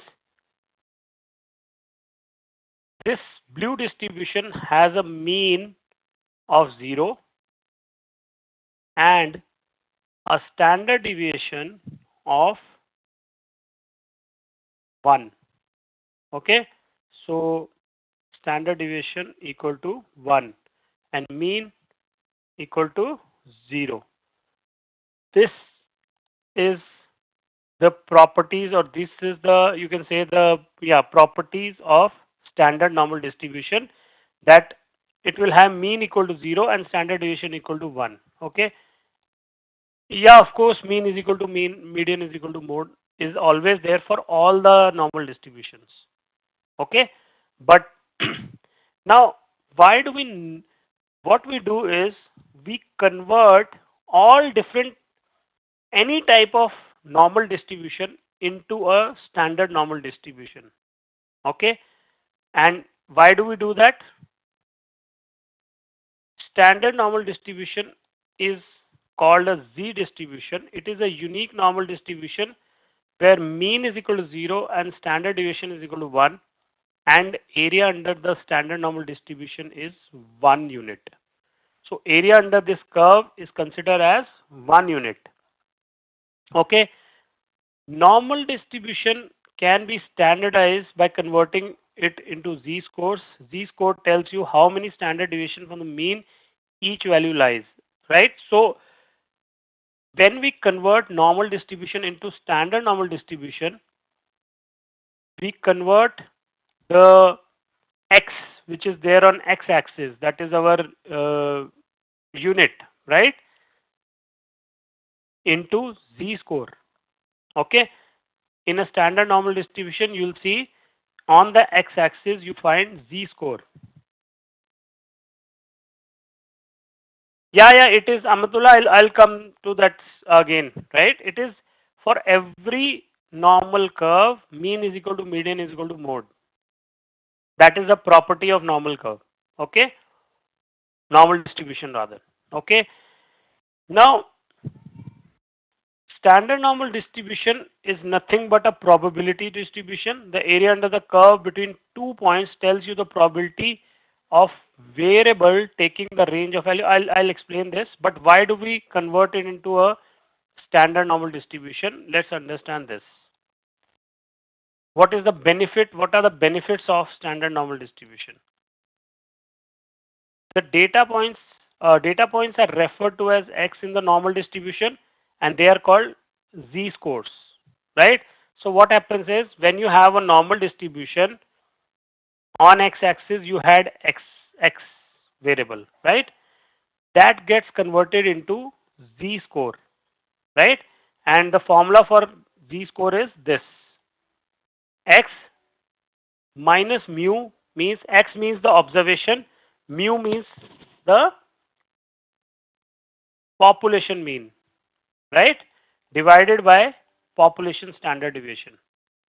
Okay, this will give me a z-score for each value. It will. This is how you standardize the normal distribution. Okay, a z-score is a standard score that tells you how many standard deviation away from the mean an individual x lies. Means if, let me show you. Yeah. See, z-score. Z-score is nothing but the standard deviation in a standard normal distribution, right? So if my x, if my mean is 0 and in a standard normal distribution it says plus minus 1 standard deviation, so it means it is saying that a z of minus 1 that and plus 1, right? So in a normal distribution, mu plus minus 1 standard deviation would hold values 68.2%. 68.2% of the values lie between plus minus 1 standard deviation, right? Remember that? And that turns to be plus minus 1z in standard normal distribution. Okay, so why are we converting it into a standard normal distribution? Because if I ask you to compare this red distribution with orange, right, it becomes really difficult to compare them. Yes, it becomes very difficult to compare these two. So what we do is we convert both of these into a standard normal distribution, which is this blue curve, right? How do I convert this red into a blue. See, red has a mean of 0 but a standard deviation of 0.5. 0.5 because, can you tell me why it has a standard deviation of 0.5? Because the deviation, if you will see the extreme values in red, they are much lesser than the extreme values of blue. Yes? And blue is a standard normal distribution which has a standard deviation of 1, right? So, of course, any distribution which has a width less than blue will have a standard deviation less than 1. Okay? Are you getting this point? Yes? No? Idris? Okay. Idris, tell me. Yeah, I'll explain once more. No problem. Explain. Idris, tell me. This is clear that blue is a standard normal distribution and it has a standard deviation of 1. This is clear, right? Yeah, blue is clear. Now tell me, just observe blue and red and tell me where do you think there is more variability? Blue, right? And blue has a standard deviation of 1. So, can you tell me what will be the standard deviation of red? It will be at least less than 1 because the variability is less.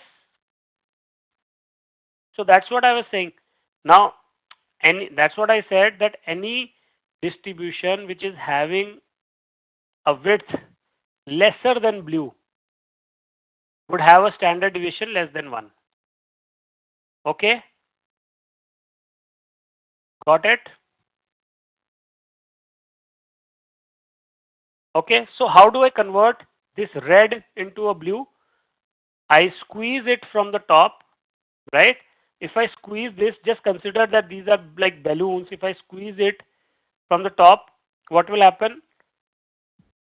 All this data which is here, right?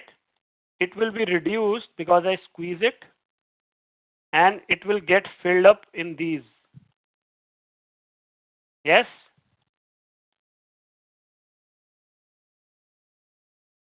Yes, are you clear? Yes?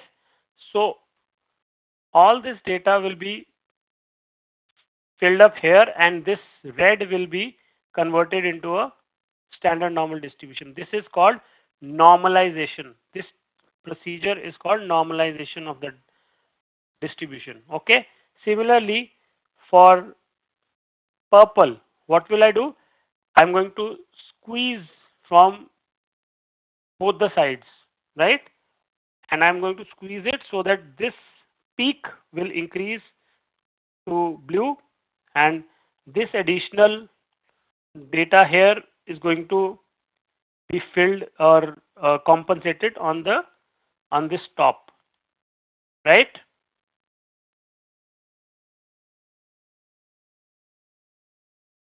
Is this clear? Again, notice that in the case of pink, mean is 0 because this is the center point for all the distributions except these three distributions. This is the central point and all of them have a mean of 0, right? But what is the standard deviation of pink? Or sorry, purple? What is the standard deviation of purple? 2. Isn't it more than blue? Right? So when you have a distribution which has a standard deviation more than blue, I will have to squeeze it from both the sides and normalize it so that it takes the shape of the standard normal distribution. Okay? And similarly, now in the case of orange and red, see, now mean is standard deviation remains same. See, orange, blue and red. Notice that orange, blue and red, their shapes are same. Only the placement is different. Orange, blue and green, sorry, not red, my bad. Yeah. Orange, blue and green. Yes. The shapes are exactly the same, only that the placement is different. Are you getting this point? This is green, this is blue, and this is orange. So how do you normalize in that case? We shift orange from here to here. Basically, we shift the mean. Here the mean is -1. Here the mean is 1. We shift the mean to 0 by shifting here. Is this clear? How do you standardize these? And these standardization can be done using this formula. This formula helps you standardize and convert your X and standard deviation into Z scores. Right? So Z score is something that is there on the X axis of standard normal distribution. Okay. So this is clear, standard normal distribution. Why do we need standard normal distribution? To compare Z scores on different distribution with different means and standard deviation, normalize scores for statistical decision making, find the probability of observation in a distribution falling above or below the given value, right? And find the probability that a sample mean significantly differs from a population mean. Under all these circumstances or all these situations, we would need to convert the distribution into standard normal distribution. Okay. Now coming to z-test. Statistical test to determine if two population means are different when the variance are known and the sample size is large. Large sample size is sample size greater than 30 is considered to be a large sample size. Okay. So when the sample size is large and the variance is known, means population standard deviation is known, we will use z-test. Used to test hypothesis in which the z-test follow the normal distribution, very true. Also, t-test assumes standard deviation. T-test assume the standard deviation unknown, while z-test assume it to be known. So the difference between t and z is when you do not know the population standard deviation, we will go with t-test. Okay, I've discussed this. Okay, when do we use z-test? Simple. Samples are drawn at random. Samples are taken from an independent population. Population variance is known and sample size is greater than or equal to 30. Under these circumstances, we will use z-test. Some assumptions of z-test. Scale of measurement is continuous or ordinal, right? Data is collected from a representative randomly selected data. Distribution is normal and there is homogeneity of variance. So these are the assumptions of z-test. Okay, now the formula to calculate z-statistic, I've already showed this to you, right? So let's do this. Now we have done z-test. I mean, theoretically we have done the concept part of z-test. Now let's go into R and do this z-test. Okay, so we'll go into R. All of you please open R Studio. Homogeneity of variance means homogeneity. Amatullah, homogeneity of variance means when two samples are there, right? It will assume that the variance is homogeneous, means in the same range, similar variance. Okay, when two samples are there. Okay, but you don't worry about these assumptions. They are just theoretical unless until you really need to test them. Not required to be remembered when you're doing data analytics. Okay. Okay. So everyone on R.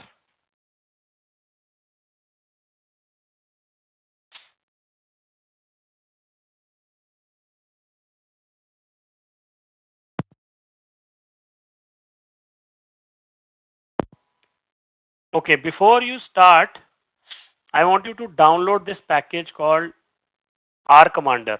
R is capital and CMDR, R Commander. Download and install this package. Don't activate it. We'll use it in some time. Not for Z test. Okay? We'll use this in some time.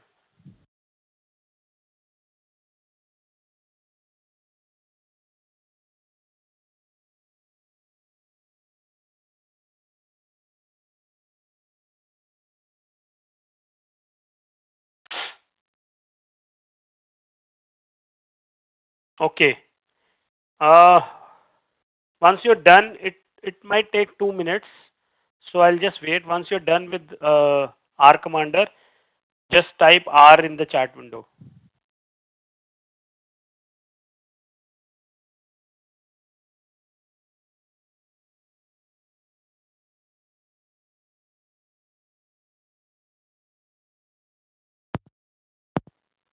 Okay, it might take 2 minutes. I'll just wait.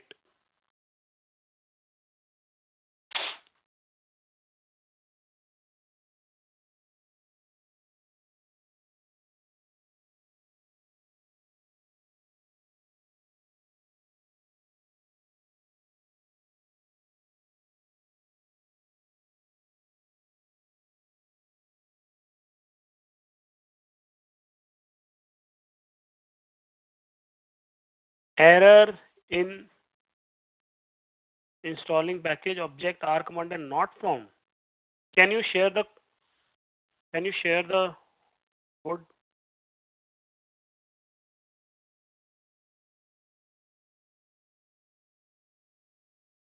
Amatullah? Codes. Can you see? Package name of the package is in quotes. Okay. So you can just install it.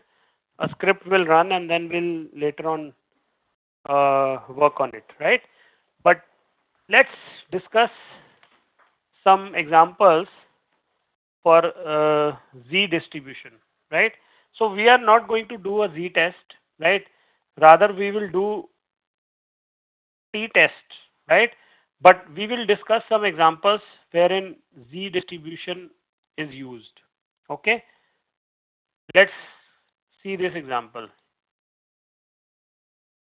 The test scores of an entrance exam fit a normal distribution with a mean test score of 72 and standard deviation of 15.2. So can you tell me what is this 72 and 15.2?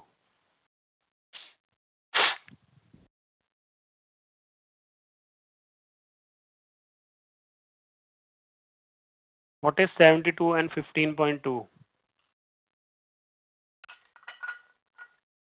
Mean and standard deviation is, I know it's mean and standard deviation, it's written also. No, it's population mean and population standard deviation, isn't it? It says the test score fit a normal distribution, right? Nobody did. Am I mentioning the sample data here? It is just saying the population, these are population parameters. I wanted to hear this. These are population parameters, isn't it? Everyone agrees with me? See, that is what you have to figure out. Very, when you read any question or when you read the details, just figure out exactly what is it.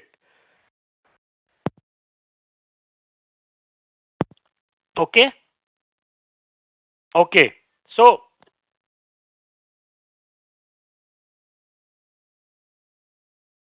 test scores of an entrance exam fit the normal distribution with the mean test score of 72 and standard deviation of 15.2. Compute the percentage of students scoring 84 or more. Now see what is it asked for. Let me create a distribution, normal distribution.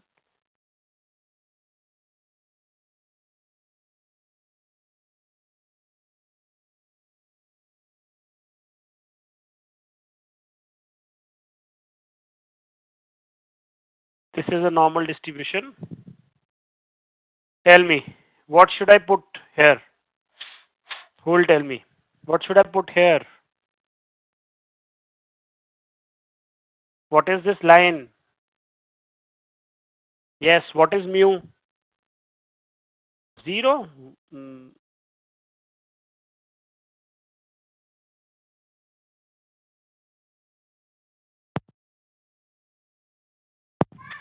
72. Idris, why 15.2? This is the position of a mean. 15.2 is not mean, it is standard deviation.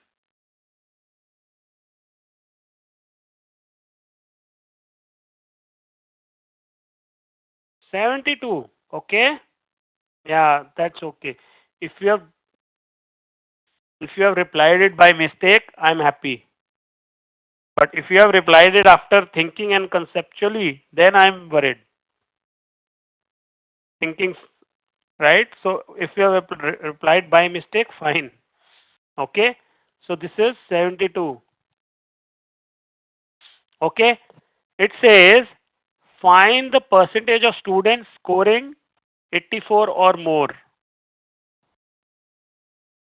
Okay? So what you have to find? This cutoff, this is 84, means this is 84.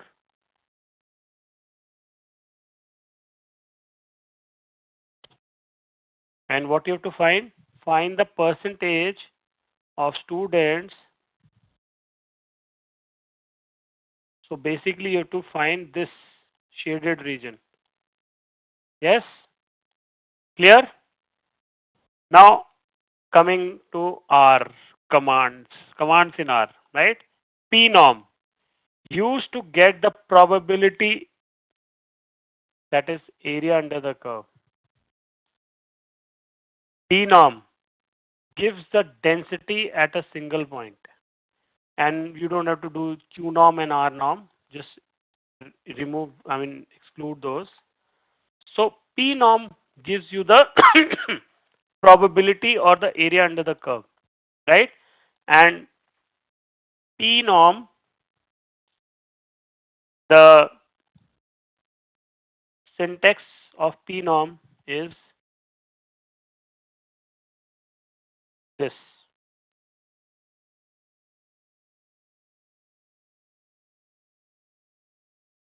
P-norm, first you mention the mean. First you mention the X, then you mention the mean, then you mention the standard deviation, and then whether it's a lower tail, this uh,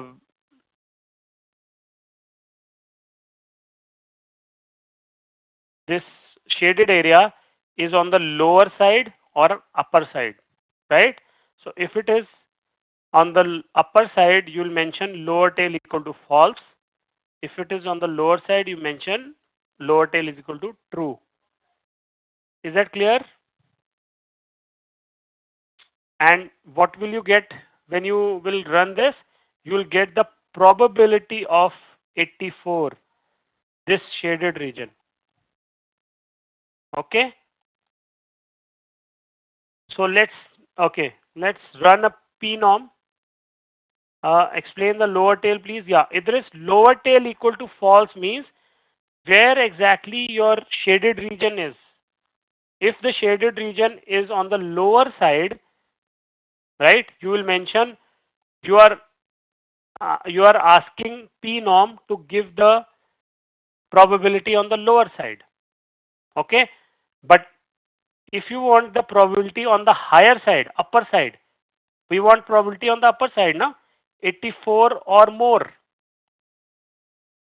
Okay, so if you want the probability on the upper side of this, you will mention lower tail equal to false. It automatically means give me the probability on the upper side. Is that clear?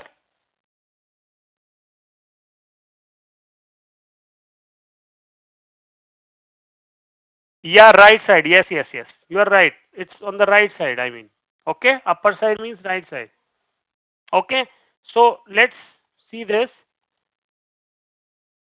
P norm.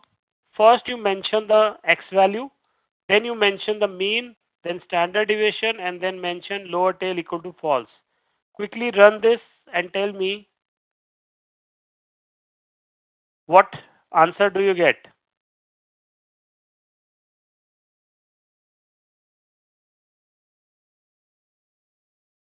What answer did you get when you run P norm 2149? It means 21.49% of the students scored 84 or more. Clear? Now let's see this. If I change it to true, run it and see. Isn't it on the lower side of that? Isn't it the lower value? Idris, especially for you. 0.78. Isn't it 1 minus 21.49? So it means now, okay, let me modify this question a bit, right? So this was 72. Right now we have already calculated 84, right? Now I want you to tell me what is the percentage of students who got scores less than 50? Let me see who will tell me. Who will tell me this first?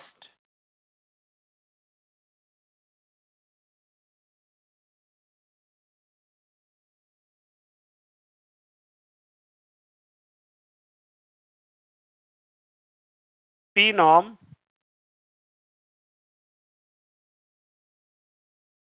P norm 50,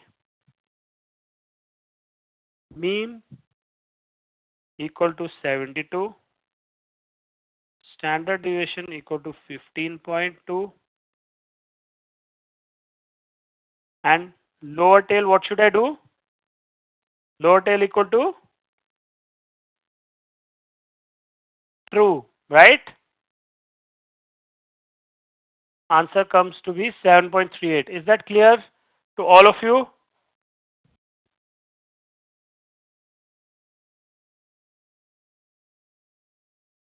Okay. Now one more variation of this. So part A, how many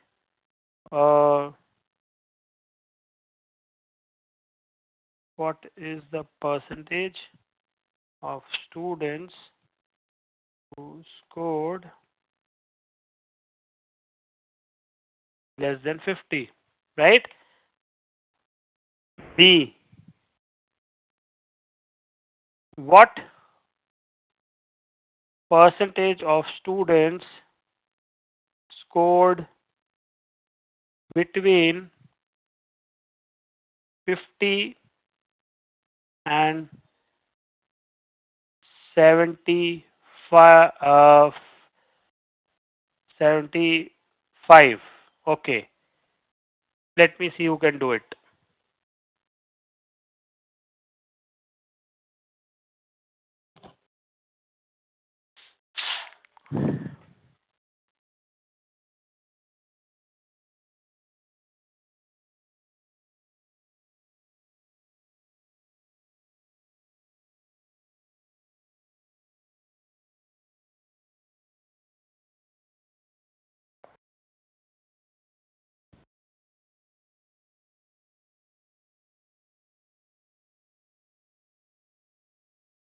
So less than 50 was 0.74.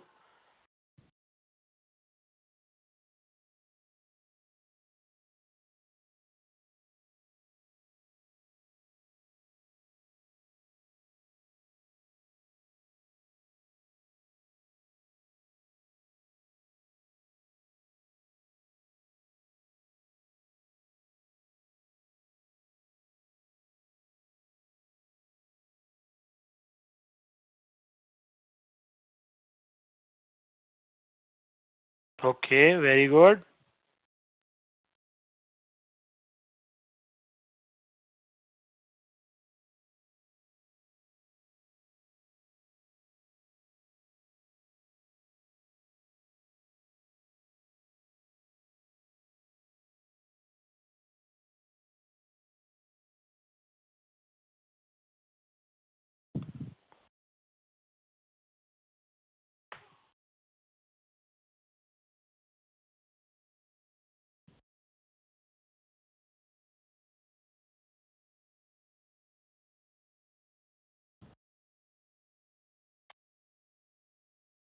Amatullah has calculated. What about others?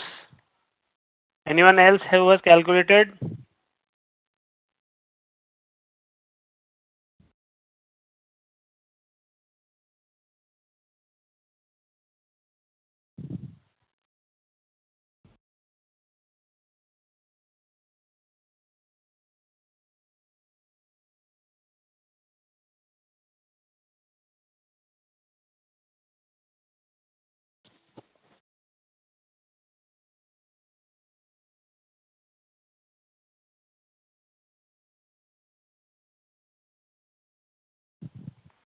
This should be the answer. 0.50. Let's see those who are calculating it. Okay, let's see what logic should you follow.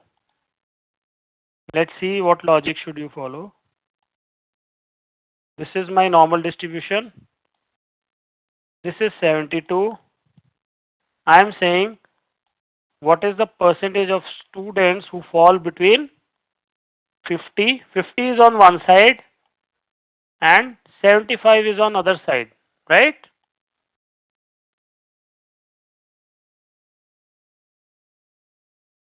So I want the area between this, right, and this. Correct? Yes? Everyone with me? Now, I've already calculated the area on the lower side of the 50, lower side of 50. What was it? It was 0738, right? So on the upper side of 50 means I'll calculate this entire area, which comes to be 0.92, right? From that area, I subtract the area on the upper side of 72, right? This is clear? Lower tail equal to false, which comes to be,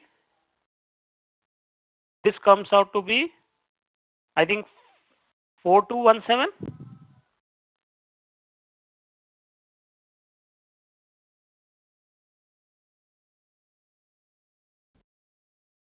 Yes. So what will I do? I will, from this entire area, I will subtract this area. It will give me this area. Is that clear? Is this clear to all of you? Pradeep says, explain. Anyone else who wants me to explain, or it is clear? Okay, I'll repeat once again. Okay. Okay, are you clear? First of all, are you clear about this? Oh, wait. Are you clear that we need this shaded region? Why you put lower tail equal to false? Okay. See, there are multiple ways you can do it, right? Why did I put lower tail equal to false here? Are you asking this? Yes? Because, see, how will I calculate this area? Tell me. How will I calculate this area? I I I get the area from 50 and above, which is 1 minus this. Is it clear? I got this area as 0.0738, right? When I subtract this from 1, I get this area, entire area. Let's call it area A.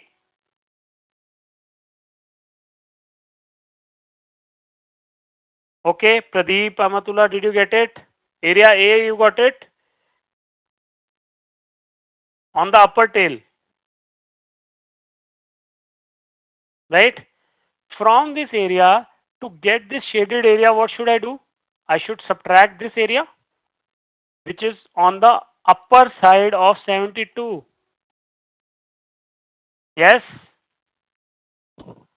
Now did you get it? So I mentioned lower tail equal to false, so that I get this area, which I have to subtract. Is this clear? Is this clear? Yes, Pradeep, Amatullah, got it?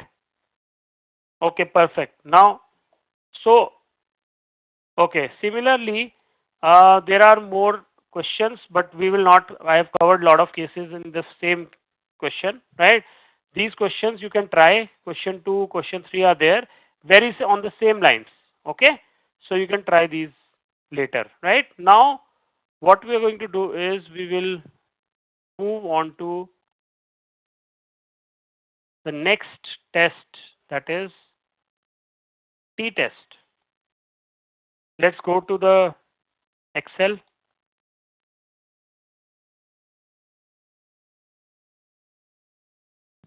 Go to the Excel and tell me, when do we do a t-test? Look at the Excel. I'm okay if you even look and reply. When do we do t-test? I want all the conditions.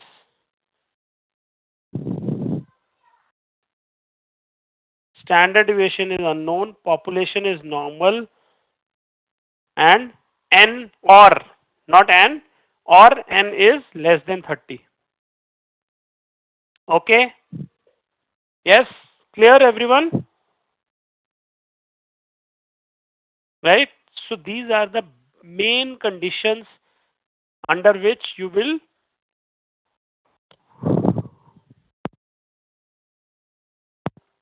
do a t-test, right? Okay, so let's first understand what is a t-distribution, right? Why do we have this condition that n should be less than 30, right? Very interesting. If you don't know, this is, I think, one of the most used tests, even more than Z, and one of the most interesting of the tests, right? Especially understanding what is a t-test, it's very interesting. Okay, so let's understand the story behind t-test first, right? It was developed by William Gosset from 18. He lived in, I think, Britain, and he worked in Guinness Brewery, right? While working on his job for quality control, right, he invented this, right? T-test. Since he was in a job, he did not want his name to come out, hence he published this under the pen name called Student. So that's why it's called Student's T-test. Okay? Okay. Now coming to very interesting 2 slides, and this will give you a very good understanding on t-tests, right? First of all is, can you look at these distributions of different colors, right? All these are distributions of t with different n. N means sample size, different sample size. T distribution, that's why we say T distribution is a series of distribution. It's not a single distribution, it's a series of distribution, as every sample size, being a small sample, has a distribution of its own.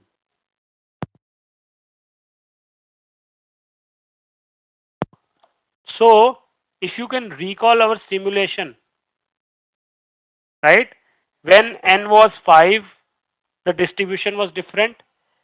When n was 10, distribution was different. When n was 20, distribution was different. But as n approaches 30, right, this distribution approaches normality. So let me explain this. If you can recall from the simulation, and now I think even you can visualize it in your mind, you will get it. If your n is small, let's say 5, right, and you're picking the samples, right, in the sampling distribution of sample means there will be high variability. When n is less, the variability is high. Remember that the variation is high for in the sampling distribution of sample means. If you're not able to recall, let me show it again today.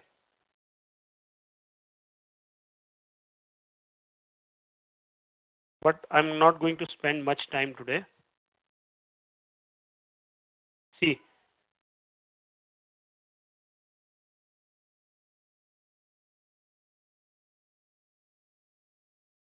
I've already shared it. Already shared it. Okay, what I am saying, if n is equal to 5, 1, 2, 3, can you see the variability? Now let's take n is equal to 25.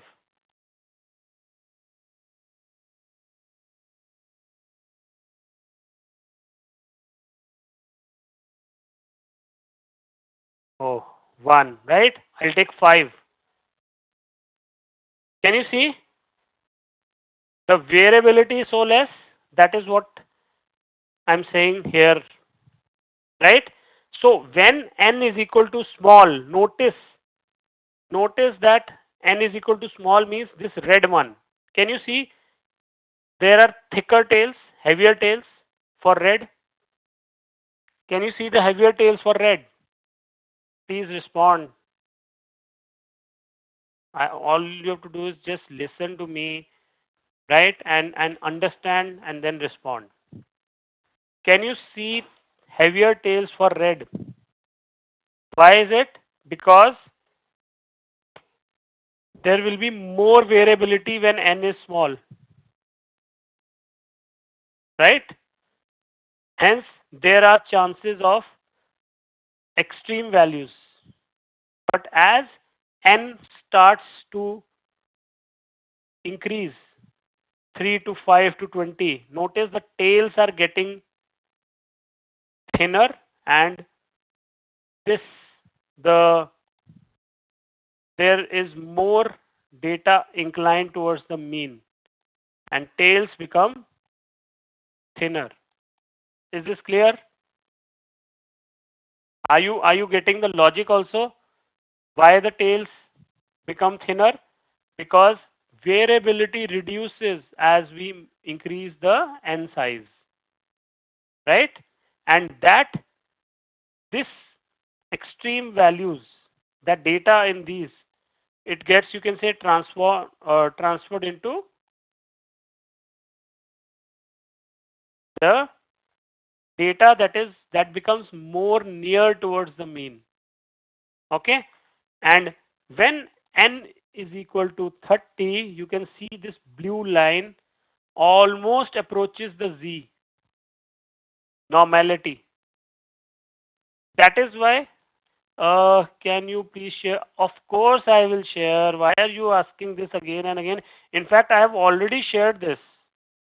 Or if I have not shared, I will share. I've told you, you will not miss. Okay, if I have not shared, I will share it. Please concentrate on the concept right now, right? I've told you, I think right from session 1, I'm telling you, not even a single file I will share in this training, which I will not share with all of you, right? I'll not even a single slide I will discuss that I will not share. Okay, so please concentrate here. Do not worry about the content. Now don't ask the content throughout. I will share each and everything. Okay, please concentrate. Let's concentrate here. are going a bit slow, but that's fine. We will cover up later. Okay, fine. So, did you get it? What I was explaining, that why this shape, and yeah, so that is why this 30 cutoff has come up from where? Can you see this? Now, when n is 30 or more, even for a t test, it becomes a z test anyways. Can you see? Right? T test becomes a z test anyways. That is why this cutoff of 30 has come up. Scientifically, it has come up. It is not randomly someone one fine day they found this cutoff and they just published it. Okay? Very scientifically, it has come up that when n is 30, this t approaches z, and beyond that it just remains z. Okay? Okay. So t distribution is series of distribution, as every sample size, being a small sample size, has a different distribution. It is used in two scenarios: when population standard deviation is unknown and population is normal. We know this also. Or when sample size is less than 30. Okay. Next. Characteristic of T distribution: symmetric, unimodal, and a family of curve. Of course, you can see this. Flatter from the middle and more area in the tails.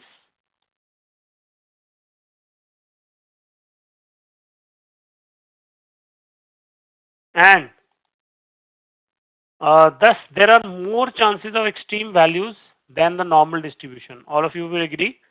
There are more chances of extreme values in T distribution compared to normal distribution. T distribution approaches standard normal distribution as the n becomes large. This also we have discussed, right?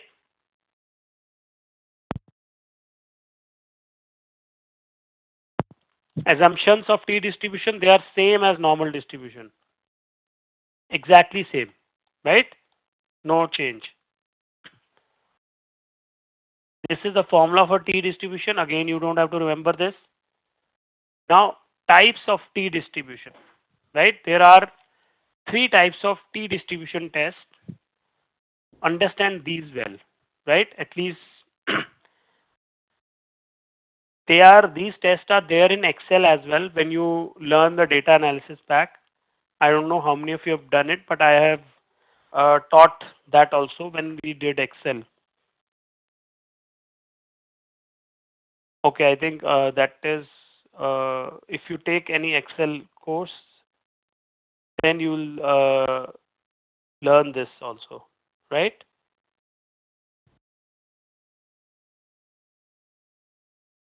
Ashwini, let me share the doc first. That is important. You don't understand. I am telling you again and again, do not worry about the document. I will share it. Again, in between, someone will say something.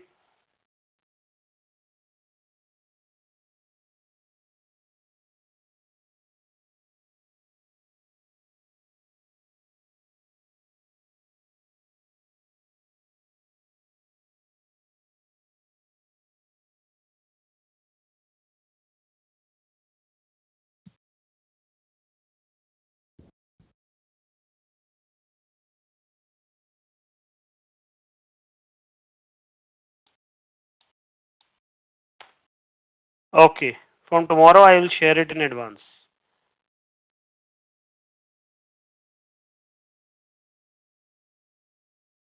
I think you should be worried more about understanding the concept. Of course, when I've assured you you will get the documents, all the documents, then again I just said this 5 minutes back, and again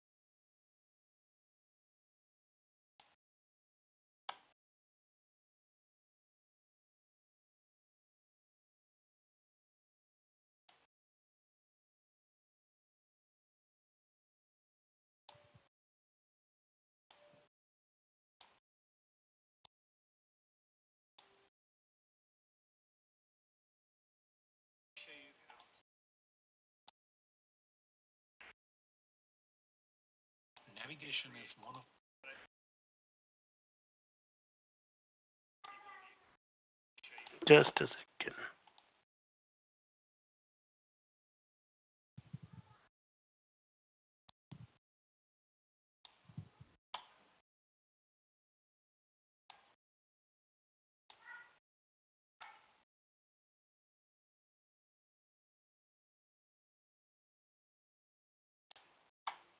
Okay. Now I've shared the documents, right? Even for tomorrow's class, we are going to refer to these only.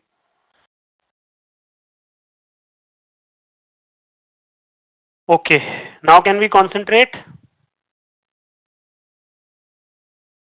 Okay. T-tests.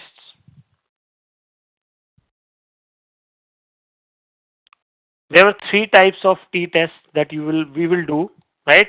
One sample t-test. In one sample t-test, I'm going to compare one mean of one group, means mean of one sample against the population mean. Okay, so this is called one sample t-test. Again, notice you are comparing two sets of data. You are not comparing one set of data, two sets of data. Example: a researcher wants to determine if the average eating time of a standard size burger differs from a set of value that is 10 minutes. Okay, so you are comparing two set of data here, two set data from two distributions, population and sample. Okay, second, independent two sample t-test. The two sample t-test is used to compare the means of two different samples. Means we compare two samples and we try to see whether both of them come from the same population or different population. Like example, compare the average height of male employee with that of female employees, right? We compare the average height of male employees in an organization with the average height of female employees and see whether they both come from the same population. And when I use this term, whether they both come from the same population, means whether they have similar, whether they are coming from a population having similar parameters. Okay, so in statistic you say like this, that whether they come from the same population or not. Okay, then third, dependent or paired sample t-test. This is used to compare the related observations. Now this is a very different type of t-test wherein we compare separate means of a group at two different times or under two different conditions. For example, in a uh, yeah, that open air gym example, right? Government government took the sample of males, right, before installing the open air gym. Took the sample of males before installing, right? Then they installed the open air gym to measure the success, whether this was successful or not. They again took the sample. Now, no, it's not cause and effect. No, no, no. See, cause and effect is not the it's not the purpose here. Doing before and after. The purpose is to check the efficacy or the effectiveness of an event. Okay, like government installing open air gym to check whether the installation of open air gym was successful or not. They took a sample before the gym were installed, and then the observations, then the weights from that same sample of same people after the gym was installed. Let's say 2 years after the gym was installed. Are you getting this point? So the people, the sample remains the same, okay, but it is done before and after. Okay, example is there on the screen, comparing the productivity levels before and after the training program in a company. So the training program was conducted to in an organization, right, to improve the productivity levels. Productivity levels were measured before the program, and then they were measured after the program. Now, what will you do? You are going to do a t-test here. You will do a t-test here to check whether the program was successful or not. And how will you measure whether the program was successful?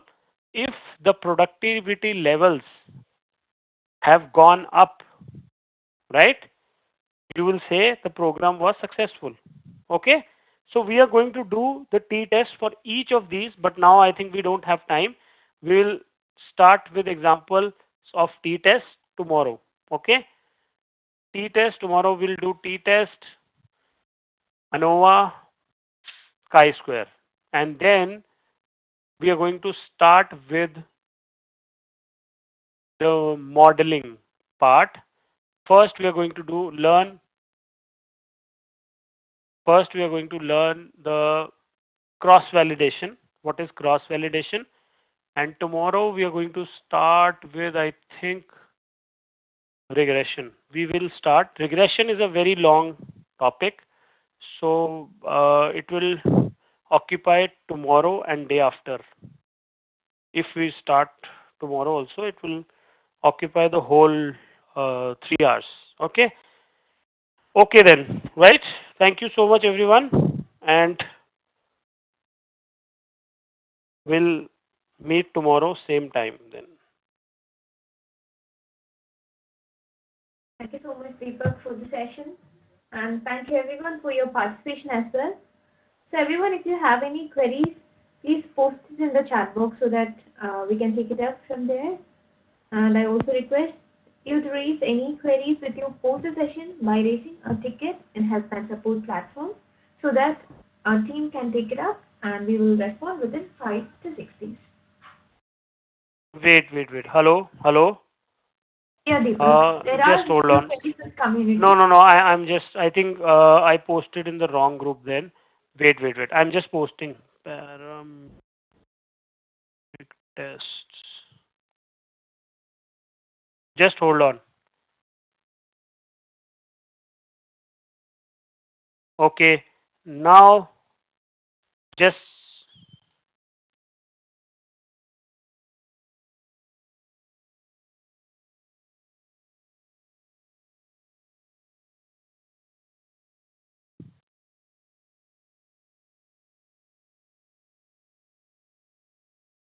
can you check now? Can you check now? Got it? Did you get it now? Got it? Okay, perfect. Over to you. Thank you. Gopika?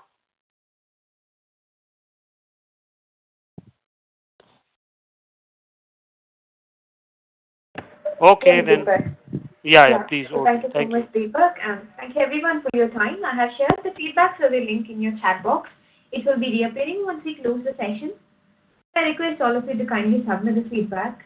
If you like the session, please rate it as 5, and for anything less than 5, please share your comments to help us understand what went wrong so that we can improve in that.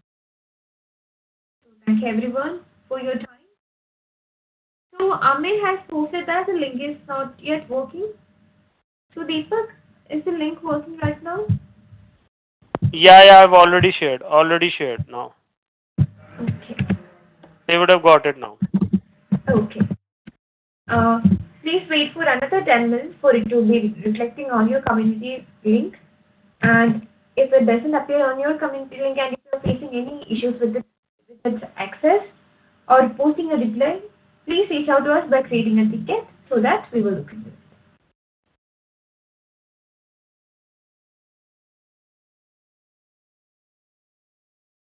That all the queries are addressed and there aren't any further queries on the chat box.